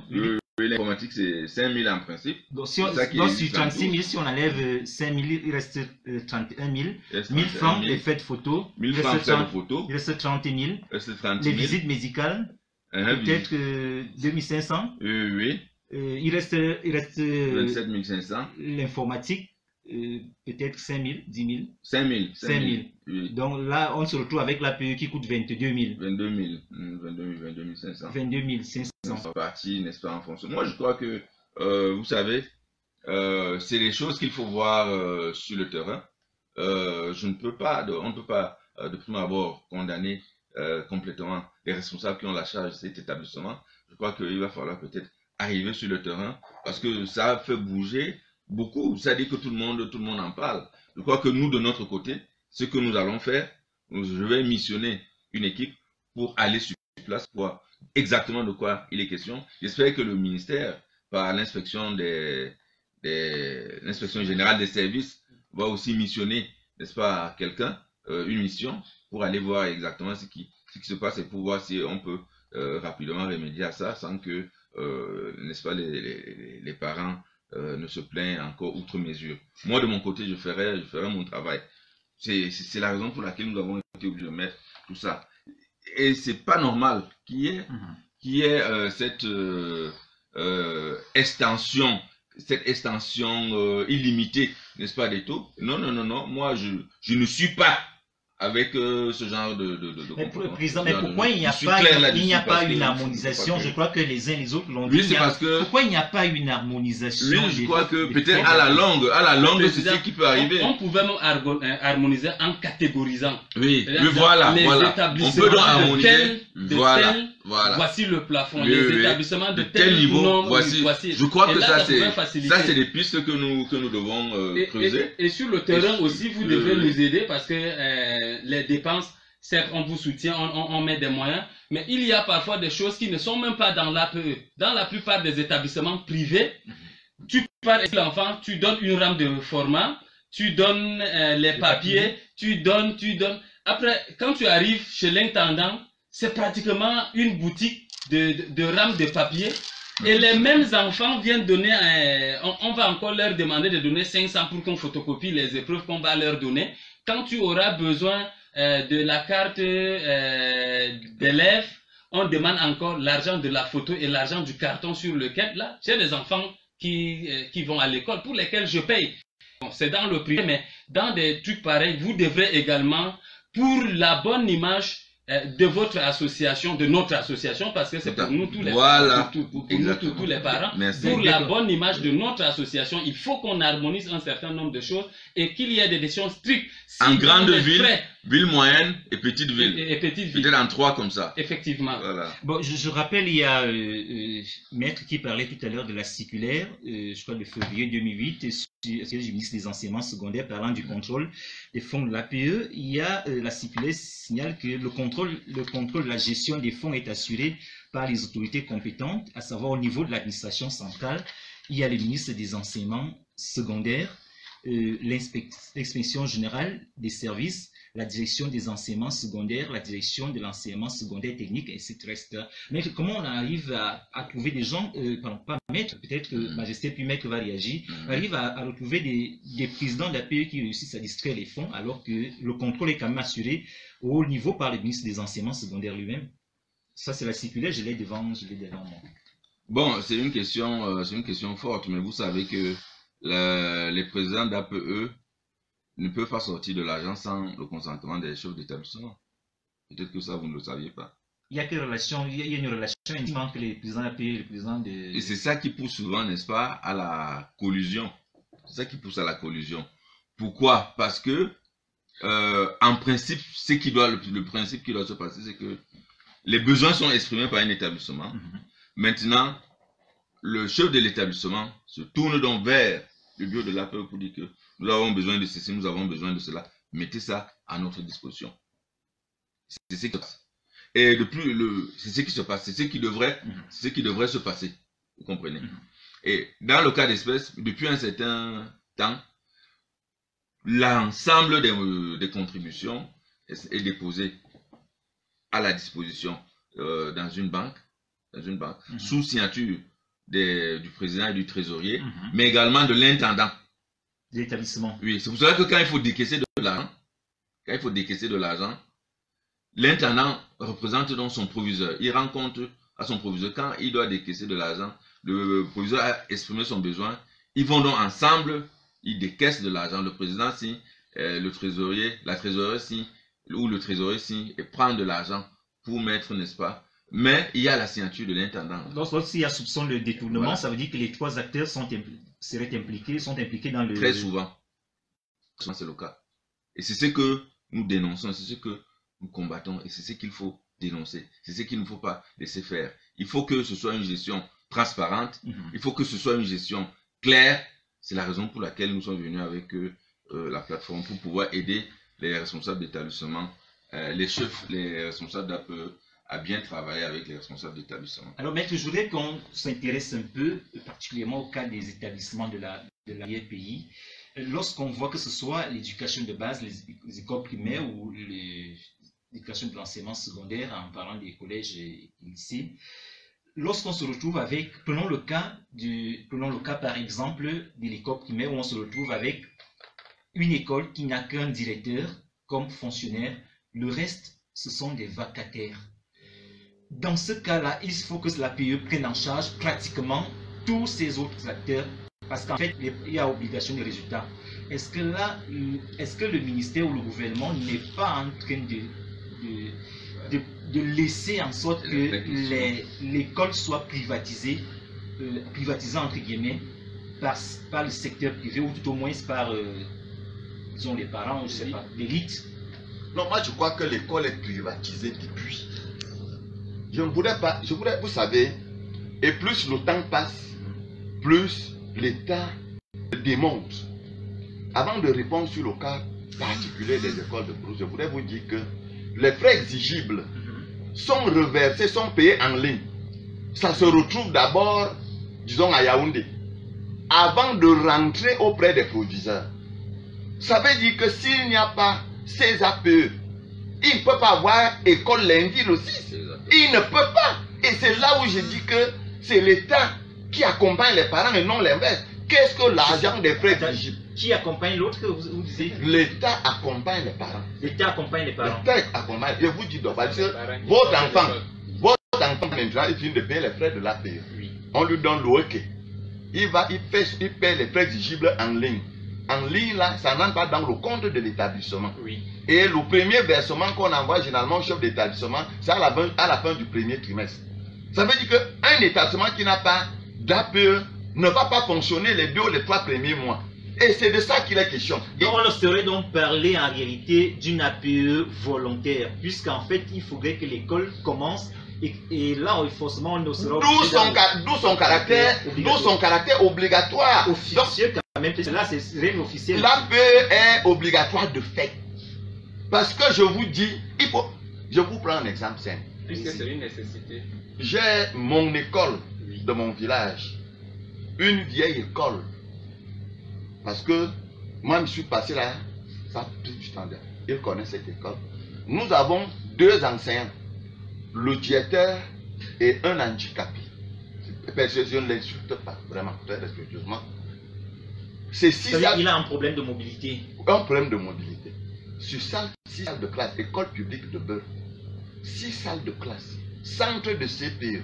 Et qui tient ces écoles-là, puisqu'en principe, le proviseur n'est pas censé prendre la jusqu'au Congo. Non, nous sommes encore au niveau de... Je voudrais vous dire que le gouvernement en lui-même insulte le président de la République qui a décrété de la gratuité de l'éducation. C'est vrai que c'est un point que j'aurais voulu qu'on aborde. D'accord, ok, bon. Maintenant, je n'aime pas le désordre. Maintenant, ça fait que ce sont les parents qui sont obligés de voir dans quelle mesure trouver les élèves, enfin ils ne sont plus élèves, mais les gars qui sont sortis des ENIEJ, qui attendent d'être recrutés. C'est comme ça que chaque année, le village cherche 4 à 5 enseignants. Chaque année, c'est comme ça. Les maîtres des parents. Les maîtres des parents. On vous dit, bon, vous êtes élite de catégorie A2, vous allez donner tous les mois 15 000. C'est comme ça qu'on se retrouve. Maintenant, lorsque les parents sont au village vendent le cacao et le café, le comité de développement demande à chaque parent de donner 2500 ou 3000 francs. Voilà comment nous fonctionnons. Et c'était très grave. Et c'est d'autant plus grave que pendant que l'État recrute peu, il ne fait que multiplier les établissements. Ça veut dire que on veut l'État pour battre campagne, créer les écoles partout, mais ne recrute pas. Sans équipement, c'est ça, c'est là où le bas blesse. Il faudrait qu'on le dise. Si nous dénonçons, ce n'est pas parce que nous ne sommes... Moi, je peux vous dire ici qu'un établissement sans APE, c'est un établissement mort. Est-ce que si l'État, par exemple, envoyait ce qu'on appelle le paquet minimum, je crois que c'est ça, le plus tôt possible, par exemple au mois d'août ou bien en début du mois de septembre, où on sait quand même que là il y a tout, il y a les livres, les paquets de prêts, tout le matériel. Prenons le cas des secondaires. Oui. Pourquoi l'argent des frais exigibles remonte à Yaoundé? Pourquoi? Posons-nous la question. Par souci de transparence, parce que ça, s'il fallait passer, en fait, par le passé, il partait des mains de l'intendant et le proviseur avait un contrôle et ça devrait monter au niveau de Yaoundé parfois. Monsieur, moi je voulais on arrivait avec des enfants on avait des enfants, mais toute une école, des enfants qui nous disaient j'ai payé et malheureusement il a gagné son reçu, on lui dit vous n'avez pas payé. Vous voyez tout cela? Monsieur Biot, je voudrais vous dire qu'on a un problème au Cameroun.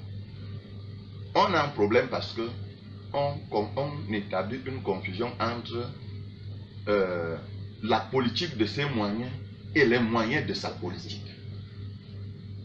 Parce que notre gouvernement ne fonctionne pas sous la base de ses moyens.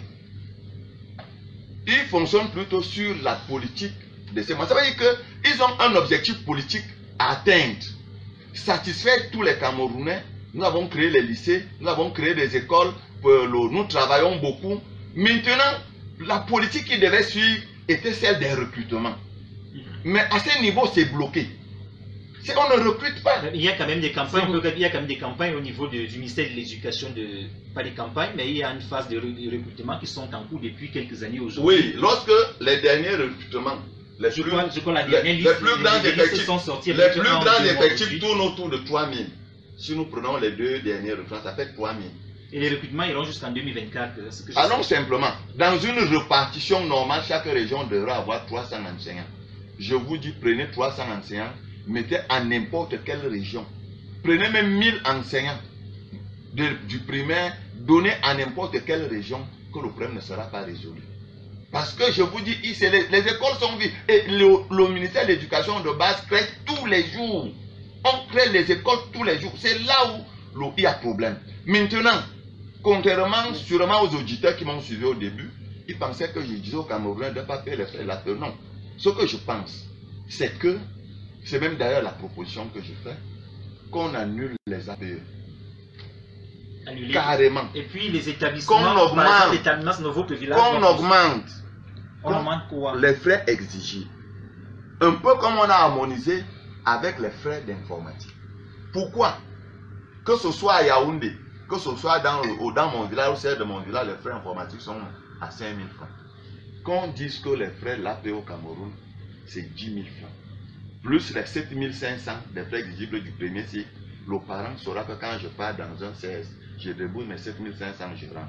Ça, c'est la première chose. Les 17 500, autant pour moi, je rentre. La deuxième chose, il y a un fameux carnet qui tourne là. Un carnet là. Il y a 1000 francs qui nage là. Carnet de santé. Carnet de santé. On ne sait pas à quoi ça sert. Moi, je suis sur la posture des parents. Maintenant, bon, ce que je voudrais dire va sûrement concerner la deuxième partie. D'après la répartition de l'argent que vous avez par rapport au lycée de Mimboman tout à l'heure, on parlait des visites, mais si ça a un rapport avec la Covid, nous savons que les tests et tout ça là sont gratuits. l'État les fait gratuitement. Les visites là, c'est pour contrôler quoi? Ça, c'est pour dire que dans un pays sérieux, dès qu'il est établi, le ministère des enseignements secondaires remplace immédiatement ce monsieur pour que ça passe à l'école. Mais cela ne peut pas arriver au Cameroun. Parce qu'au Cameroun, pour être nommé, on est adossé sur un baobab. On est soutenu de gauche et à droite. C'est ça le problème. Là, c'est la preuve de que c'est un mauvais responsable. Mais vous verrez, le ministère des enseignements secondaires n'a pas encore nommé ses responsables. Oui. Vous verrez qu'il restera toujours là. Ça veut dire que... Mais il ne faut pas vendre, on ne va pas vendre un citoyen comme ça. Nous ne sommes pas sûrs que c'est le responsable de l'établissement qui a décidé du prix et tout. Donc, pas qu'il y ait un acharnement sur est-ce qu'il y a deux chefs d'établissement? S'il vous plaît. Il y a les parents qui contribuent à la décision de ces prix. Voilà. À la fois, je ne le dédouane pas. Pour les visites techniques, n'est-ce pas? Ce n'est pas ce n'est pas s'il vous plaît. Un citoyen, s'il vous plaît, ce qu'il faut dire, le niveau de son implication dans le ce qu'il faut dire, Votre Majesté l'a rappelé, c'est que pour ce qui concerne par exemple l'APE, il y a l'association des parents qui se réunit, définit les besoins de l'établissement, et fixe le montant. Ça, c'est ce qui est pour les frais. Ça peut être le bureau qui a fixé ce prix. Pour les frais d'informatique, on sait qu'en fait, pour les frais d'informatique, vous venez de le relever que le montant est harmonisé. Mais maintenant, pour le carnet médical, on sait bien que le carnet médical, ça se fait dans tous les établissements, que ce soit privés ou publics au Cameroun. Et les enfants n'ont pas ces carnets. Et les enfants n'ont pas ces carnets. Mais en fait, c'est là le problème. C'est là le problème. Mais ces carnets, au début, ces carnets venaient parce que chaque enfant devait avoir comment on appelle un carnet médical, un dossier médical, voilà, un dossier médical. Oui.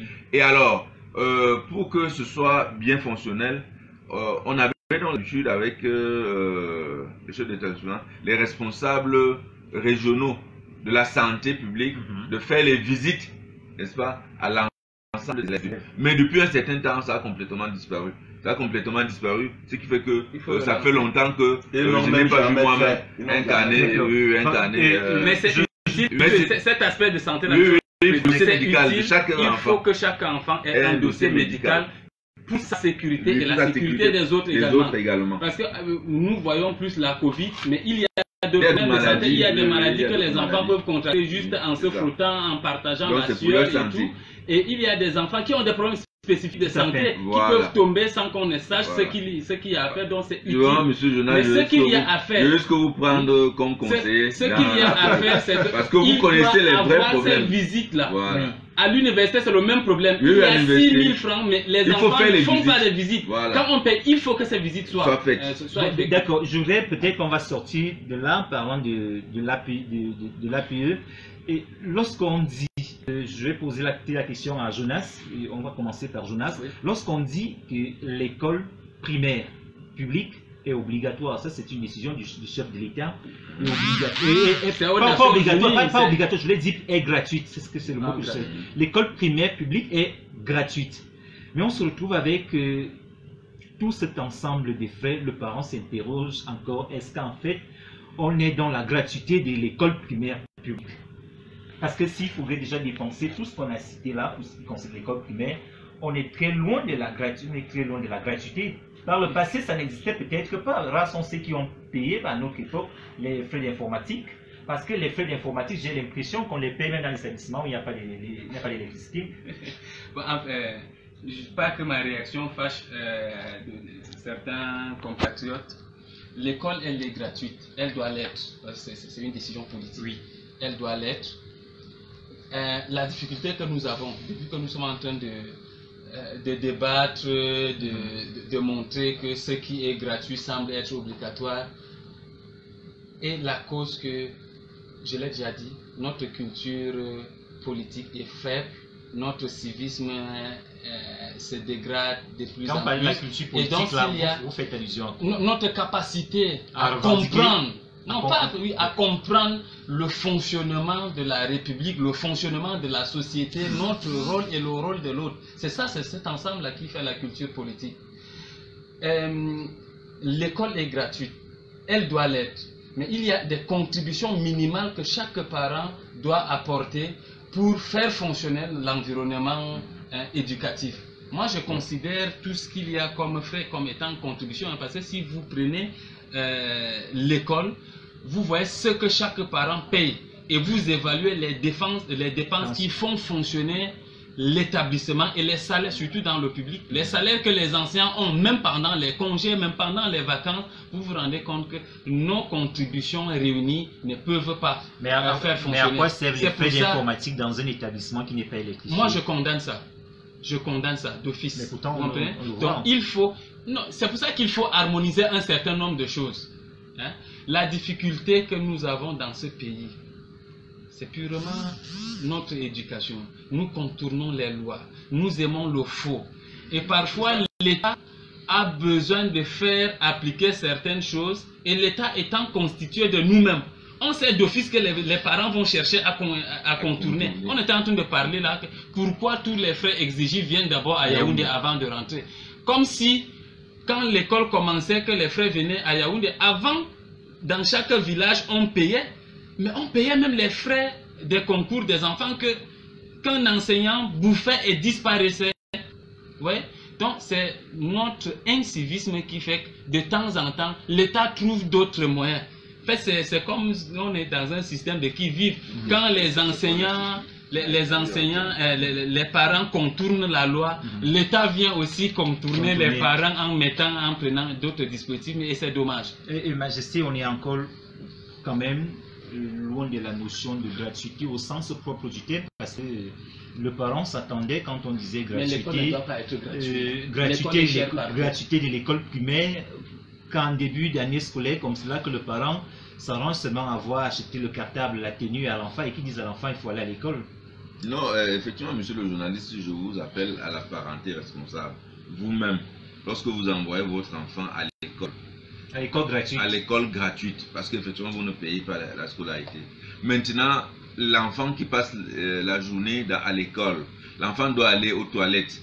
Est-ce que qui va payer, n'est-ce pas, qui va payer la propriété des toilettes? Et l'enfant doit s'asseoir sur une table banc.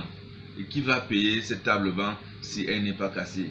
C'est pour cela que on appelle, n'est-ce pas, les parents en appui, n'est-ce pas, ce que l'État met à la disposition des parents. C'est pour cela que, bien qu'elle soit gratuite, l'intervention des parents est importante pour que vos enfants vivent dans de bonnes conditions. Vous n'allez pas laisser que votre enfant aille contracter une maladie qui peut venir vous tuer tous dans la maison. C'est pour cela qu'il faut être responsable. De manière générale, l'éducation est chère. Les enfants sont ce que nous avons de plus cher. Il ne faut pas avoir peur, n'est-ce pas, de bien mettre son enfant dans de bonnes dispositions. Il faut être prêt à faire en sorte que votre enfant ait une bonne éducation, que votre enfant soit bien encadré, que votre enfant ne manque de rien et grandisse pour vous remplacer, pour faire mieux que vous. Vous ne devez pas laisser votre enfant à la vindicte populaire, vous ne devez pas laisser votre enfant aller comme ça sous prétexte que comme l'État doit acheter les caleçons à mon enfant ou les baignets à mon enfant. Il faut quitter ce genre de comportement. Majesté, puisque là on entame une nouvelle année scolaire, est-ce que dans les établissements scolaires, les présidents d'APE réunissent souvent les parents pour faire le point de ce qui a été utilisé comme argent pendant la période pendant l'année scolaire? L'année, si on a reçu par exemple 30 millions... En principe, ça devrait le faire. 30 millions, on a utilisé... En principe, ça devrait le faire. Mais nous savons que beaucoup baissent les bras. C'est la raison pour laquelle moi je suis en train de... Je peux vous dire qu'il y a de cela 2 ans, j'ai pris mon courage pour suspendre tout un président d'un établissement ici à Yaoundé. Ici à Biémassi. Parce qu'il avait fait un certain nombre de choses. J'ai pris mon courage, je l'ai suspendu, j'ai averti le ministre, j'ai averti le sous-préfet, j'ai averti le délégué départemental. Et c'est resté comme ça. Donc, je vais veiller. Les parents doivent revendiquer. Et les parents doivent revendiquer. Ils doivent revendiquer. Parce qu'ils doivent aller aux réunions. Oui, ils doivent aller aux réunions. Parce que c'est aux réunions que les gens ne partent même pas aux réunions. Les gens refusent d'aller aux réunions des parents de leur établissement. Il faut la clarté des comptes. C'est ça qui permet aux autres parents de réagir favorablement. Quand les comptes ne sont pas clairs, ça décourage les parents et tout le monde fait n'importe quoi. Alors, maître, vous semblez, il y a un instant, mettre en doute quand même la notion de gratuité de l'école primaire au Cameroun. Moi, je voudrais vous rappeler que lorsque le président de la République prend le décret, l'école primaire se payait entre 2500 et 3000. Aujourd'hui, les écoles primaires paient les affaires de 13 000. Bon, en fait, Comment est-ce que... allons plus en détail. Oui. À l'époque, il y avait l'école primaire, les frais exigibles s'élevaient à 2500, 3000. Oui. L'APE, vous voulez dire que l'APE ne coûtait pas ce qu'elle coûte Non, aujourd'hui. non. Donc en réalité, vous semblez dire qu'on a contourné. Non, vous savez, la volonté politique du président de la République est noyée par la cupidité des responsables, des chefs d'établissement. Parce que lorsqu'on vous donne un récit, moi j'aime souvent le dire, je suis un broussard, je maîtrise un peu le Cameroun, et je dis les 10 régions. Voici comment ça se passe. C'est le chef d'établissement qui entre dans son bureau, vous dit que pour cette année, voilà les problèmes que j'ai. Il vient, il les soutient. Il vous vient, et attends, vous amène un monsieur qui vient soutenir pour devenir président de l'APE. Les demandes, les montants présentés passent comme une lettre à la poste. Et lorsque on vous fait cet exposé, je vous dis que c'est un exposé scientifique de ce qui devrait être. Moi, je vous dis ce qui se passe. Maintenant, dès qu'on perçoit de l'argent de l'APE, cet argent est déchargé. On va reverser dans une banque et c'est le chef d'établissement qui garde le carnet. Voilà la pratique. Ça veut dire que le président de l'APE ne peut pas sortir 5 francs s'il ne vient pas se justifier auprès du proviseur. C'est ça la pratique. Moi, je vous parle d'un pays que je connais. Je ne vous parle pas d'un pays de théorie. Pour dire que aucun Camerounais aujourd'hui, en ce qui concerne l'éducation de base, comme on appelle ça aujourd'hui, n'est au courant de ce que l'école est gratuite. Puisque lorsqu'ils se rendent auprès des directeurs à la rentrée, ils déboursent de l'argent. Est-ce que le stress qui habitait les parents avant la notion de la gratuité, avant le décret de la gratuité, est-ce qu'il n'a pas baissé avec ce décret du chef de l'État, ou plutôt moins, au contraire, il a augmenté? Il a augmenté. Je voudrais vous dire quelque chose. Parce que depuis là, on ne fait pas allusion à un autre pan de l'éducation. Les écoles maternelles. Là-bas, c'est la mort. Il y a des écoles maternelles où les gens payent 60 000 francs. 40 000 francs. Mais vous demandez un enfant de la maternelle. Chez moi, c'est 95 000. Comme Jonas le disait tout à l'heure. Comme Jonas le disait tout à l'heure. L'État vous a donné un bâtiment. Vous avez un salaire. Un enfant de la maternelle. Quelle est la magie qu'on fait pour que ces directrices volent l'argent aux parents? Je pense que c'est un vol. Écoute, vraiment, maître, je voudrais qu'on soit un peu responsable au niveau Oui. Je retire le mot. On ne peut pas quand même dire que les directrices volent parce qu'elles vous diront. Et l'État est responsable. Il y a le matériel didactique. L'État est responsable. Je voudrais continuer. Je parle du vol parce que je voudrais que l'État se fâche pour également harmoniser les frais de paiement là-bas, les frais exigés. Parce qu'on ne peut pas laisser tout un secteur. Vous parlez des maternelles publiques ou bien... Je parle des maternelles publiques. D'accord. Publiques. Il y a des maternelles, je dis publiques, je dis la maternelle de mon village. D'accord. La maternelle de mon village, c'est 17 500. Oui. 17 500. Vous voyez ça? Il y en a qui sont à 25 000, 30 000, 40 000, 50 000. C'est le trop. Mais quand on regarde comme le matériel qui est utilisé au niveau de l'école maternelle, il y a les feutres, je ne sais pas comment on appelle ça. Peut-être on se comprend. Ce que je recherche depuis que vous me donnez la parole, c'est que l'État essaie d'harmoniser. Que ce ne soit pas chaque directrice qui décide de ce qu'on paye dans son école. C'est depuis que je parle. Parce qu'à ce moment, les parents ne savent même pas combien est-ce qu'il faut payer. C'est de ça qu'il est question. Et si les APE posent problème aujourd'hui, c'est cette fluidité, c'est cette injustice où on peut payer 10 000 à gauche.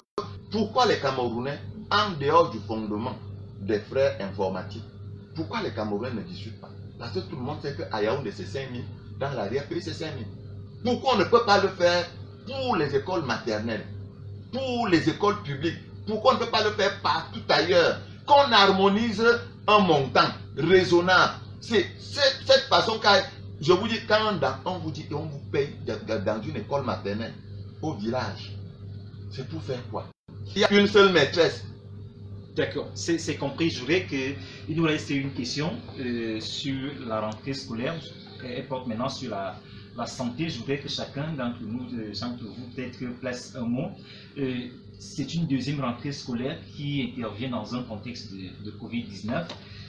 L'année dernière, Majesté, vous aviez, je crois, lancé une campagne, quelque chose comme cela, pour doter l'établissement d'un certain matériel anti-Covid.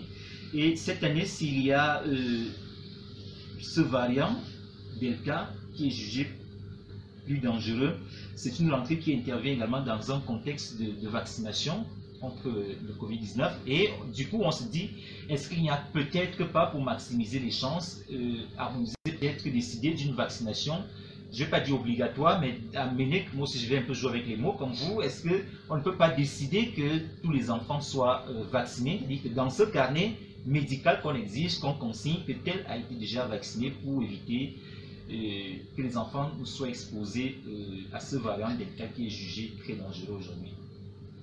Ça, c'est une question terrible.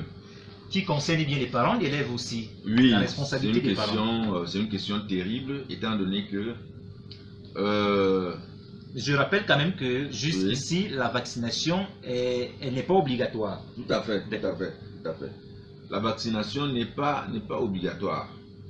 Par contre, le respect des mesures barrières contre la Covid-19, c'est le respect des mesures là qui doit être obligatoire. On a laissé cette année la possibilité aux chefs d'établissement, selon leur organisation, d'organiser leur établissement de telle sorte que il n'y ait pas propagation, n'est-ce pas, de la Covid-19. Et nous savons que le ministère des enseignements secondaires et le ministère de l'éducation de base ont reçu, effectivement, reçoivent des fonds pour davantage mettre à la disposition des établissements pour la lutte contre cette terrible maladie. On espère que les fonds qu'ils seront reçus seront utilisés, n'est-ce pas, à bon escient pour aider, pour combattre n'est-ce pas, la maladie, la Covid-19. Ça, c'est notre souhait. Mais vous, au niveau des parents d'élèves? Nous, au niveau des parents d'élèves, nous avons 2 ou 3 conférences que nous allons faire publiques pour non seulement avant la rentrée scolaire. Oui, mais même pendant la rentrée scolaire, parce que nous allons faire 2 ou 3 d'abord, une peut-être à Chaoundé, une autre à Douala et une autre au nord. Non seulement pour annoncer la mise sur pied de la plateforme digitale numérique pour l'ensemble des responsables, des parents d'élèves au Cameroun, mais également pour les problèmes liés à la violence en milieu scolaire. C'est pour cela que la profession de jeunesse est bienvenue. Et pour les problèmes liés effectivement au respect de la maladie, parce que j'avoue que nous sommes partagés. Est-ce que le discours que nous sommes obligés actuellement de faire, c'est de faire en sorte que nos enfants ne puissent pas contacter la maladie?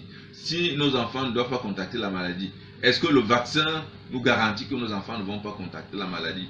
Dans ces conditions, il faudrait peut-être que nous-mêmes nous puissions nous vacciner.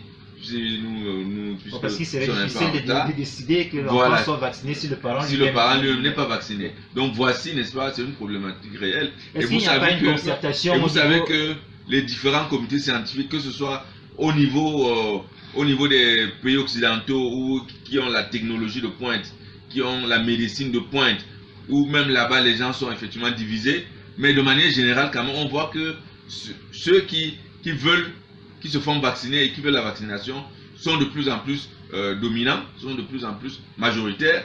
Peut-être donc dans ces conditions, d'ailleurs le président de la République de notre pays, son excellence Paul Biya, l'a dit l'autre jour au sommet sur la CEMAC, qu'il est souhaitable que au niveau de la CEMAC également ici, nous puissions prendre en compte la vaccination et que nous puissions nous vacciner. Est-ce au niveau des ministères sectoriels, ministère sectoriel, si j'inclus pas l'éducation et de la santé, oui. Est-ce que dans les couloirs, il ne se murmure pas qu'on pourrait lancer une vaccination, peut-être demander que les enfants soient vaccinés? Non, c'est vous qui l'avez évoqué dès le début, que le caractère volontaire de la vaccination. Oui, mais je demande, vous qui êtes parents d'élèves et qui est peut-être cette pouvoir de transmission entre les parents et le ministère, est-ce que c'est une très grande décision, parce que Au niveau du Bureau national, nous en avons parlé. Et chaque jour, quand je dors, je pense à ça. Je pense à ça. Et c'est une responsabilité collective. Ce n'est pas une responsabilité individuelle. Ça veut dire que si nous sommes amenés à prendre le chemin de la vaccination, ce sera quelque chose en groupe, en concertation avec les autres parents que nous allons je vais finir vacciner avec, nos enfants. je préfère prendre d'abord Maître et puis je vais chuter avec vous. Maître, alors, une rentrée scolaire, une deuxième rentrée scolaire dans un contexte de Covid-19, de circulation du variant Delta et de vaccination. Je vous pose la même question, est-ce qu'il ne serait pas nécessaire aujourd'hui, parce qu'il y a eu des masques, il y a eu les gels hydroalcooliques et tout ce qu'on a dit, les mesures barrières, mais quand même tout cela a montré, toutes ces mesures ont montré leurs limites. Est-ce qu'il n'est pas temps aujourd'hui que les parents peut-être se lancent dans la vaccination ou laissent leur vaccin? Si toutes ces mesures ont monté leurs limites, ça veut dire qu'il n'y a plus rien à faire. Non, on ne peut pas quand même dire, puisque là, il y a la vaccination. Vous m'avez posé une question. Si toutes ces mesures ont monté leurs limites, c'est qu'il n'y a plus rien à faire. Comment? Dans la mesure où, même si on vous vaccine, on vous demande de rester soumis à la distanciation, oui, au lavage de mains et au port du masque. Ça veut dire que si ces mesures ont échoué, il n'y a rien à faire. Je ne suis pas d'accord de cette fameuse vaccination. L'État a beaucoup de choses qu'il peut faire pour les Camerounais, pour les jeunes Camerounais. Vous savez, lorsqu'on parle de la Covid, on parle du contexte, du froid, du climat. Ce n'est pas le climat africain. Mais il y a eu plusieurs morts quand même. Oui, mais attendez, vous savez, je vais vous prendre un exemple. Je cite son frère. Un attaché d'ambassade tombe malade. Il est malade, c'est un vieux malade. Quand il meurt, on dit que c'est la Covid. Une de mes mamans, elle avait le cancer du col de l'utérus. Son fils est commandant de compagnie. Je ne peux pas donner le nom et là où il travaille. Il meurt à l'hôpital à la Quintini, on la jette dans le groupe des malades de Covid. Il est venu, il a pris sa maman. On allait l'enterrer. Personne n'est tombé malade. C'est la politique de l'État d'augmenter ces cas de contamination. Je ne voulais pas dire, mais moi personnellement, je ne peux pas conseiller. Si on me dit aujourd'hui que dès qu'on vous vaccine contre la Covid, vous n'avez plus besoin du lavage des mains, de la distanciation, du port de masque, automatiquement, je vais me soumettre. Dans le cas contraire, je crois qu'il s'agit de quelque chose qui se cache là-bas. Et je voudrais chuter très rapidement, puisqu'on n'a plus le temps, oui, très rapidement pour dire que lorsque l'État parle donc de la limitation du nombre d'élèves par classe, oui, ça va poser un autre problème. On est à la deuxième année quand même. Le nombre de professeurs. On a expérimenté oui, ça. Les lycées ont fini les années à genoux. À genoux parce que ça augmente le nombre d'heures de cours. Alors que les professeurs, eux, n'ont pas été augmentés. Je voulais vraiment dire cela. Ça veut dire que, et c'est pour ça que je vous ai dit qu'au Cameroun, on a un problème entre la politique de ses moyens et les moyens de sa politique. Donc, lorsque le gouvernement, lui, prend toutes ces mesures, il y a des répercussions sur le terrain et toutes ces répercussions sont subies par les parents qui doivent faire des efforts pour que les années finissent. Voilà ce que je voulais dire.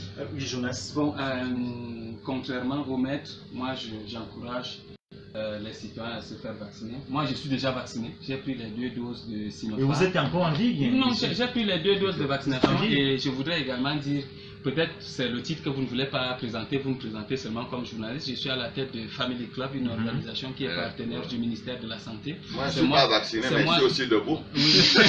Oui, mais ça ne veut pour autant pas dire que vous ne devrez pas vous vacciner. Je vous encourage à vous et ceux qui ne sont pas vaccinés sont plus nombreux que je vous dise pourquoi. Vaccinés. Non, mais ça c'est le début.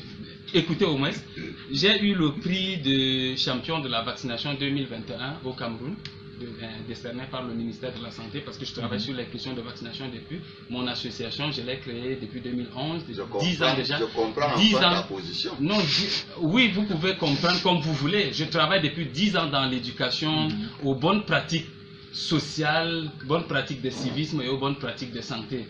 Donc ce n'est pas aujourd'hui que je parle des choses. J'écris même un livre sur la vaccination expliquée aux enfants, ça sera prêt d'ici quelques mois. La vaccination contre la Covid, pourquoi? C'est la question qu'il faut se poser. Ne commencez pas par dire c'est mauvais. Certes, elle n'immunise pas contre la Covid, mais elle prévient les cas graves. Nous sommes dans un pays où on n'a pas une grande capacité de prise en charge des cas graves.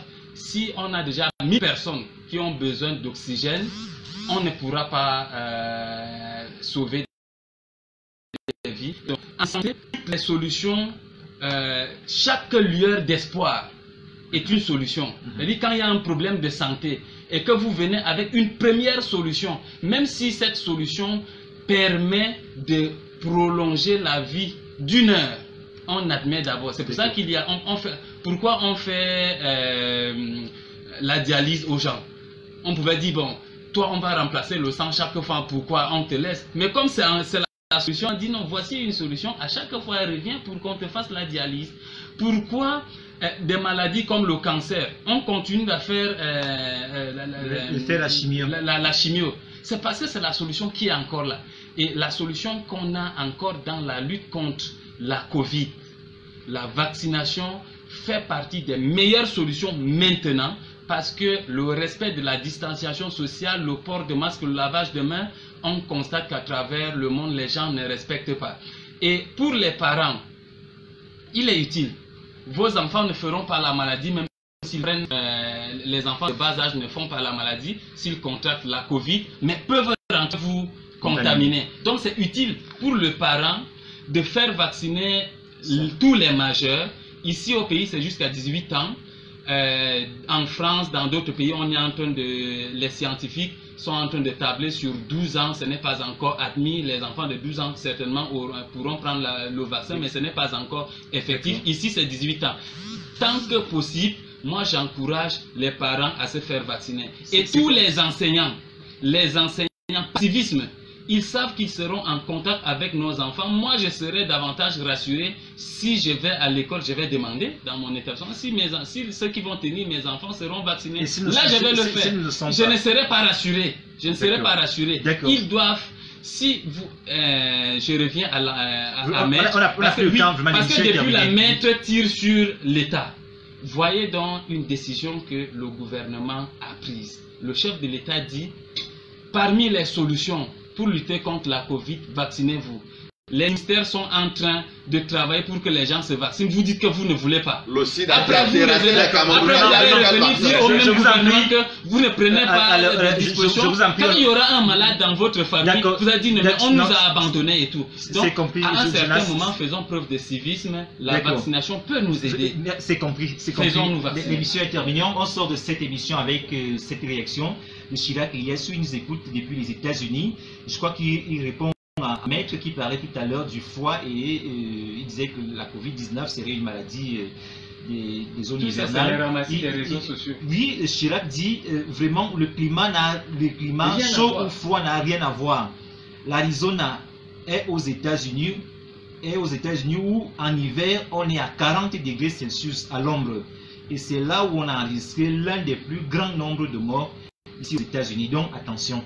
Je comprends qu'on dit que même. J'ai compris, merci. Mais il faut essayer de vous baser sur des sciences. Je vous en prie, vraiment. Jonas, je crois que l'émission est terminée. Merci à vous, Jonas.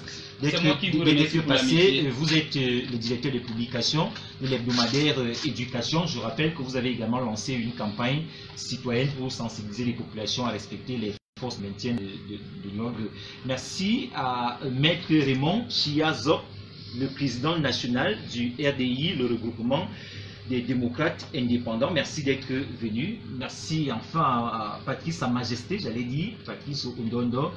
Il est chef traditionnel, le président national des APE, des associations des parents d'élèves et enseignants du Cameroun. Merci d'être venu. Mesdames, Messieurs, merci d'avoir suivi cette édition de Zapresse. Merci à toute l'équipe qui a assuré la réalisation et la mise en onde de cette édition de Zapresse. Je vous retrouve le dernier dimanche du mois de septembre. La semaine prochaine, vous serez en compagnie de Serge et Mébikoy. Très bon dimanche à tous et à toutes. Au revoir.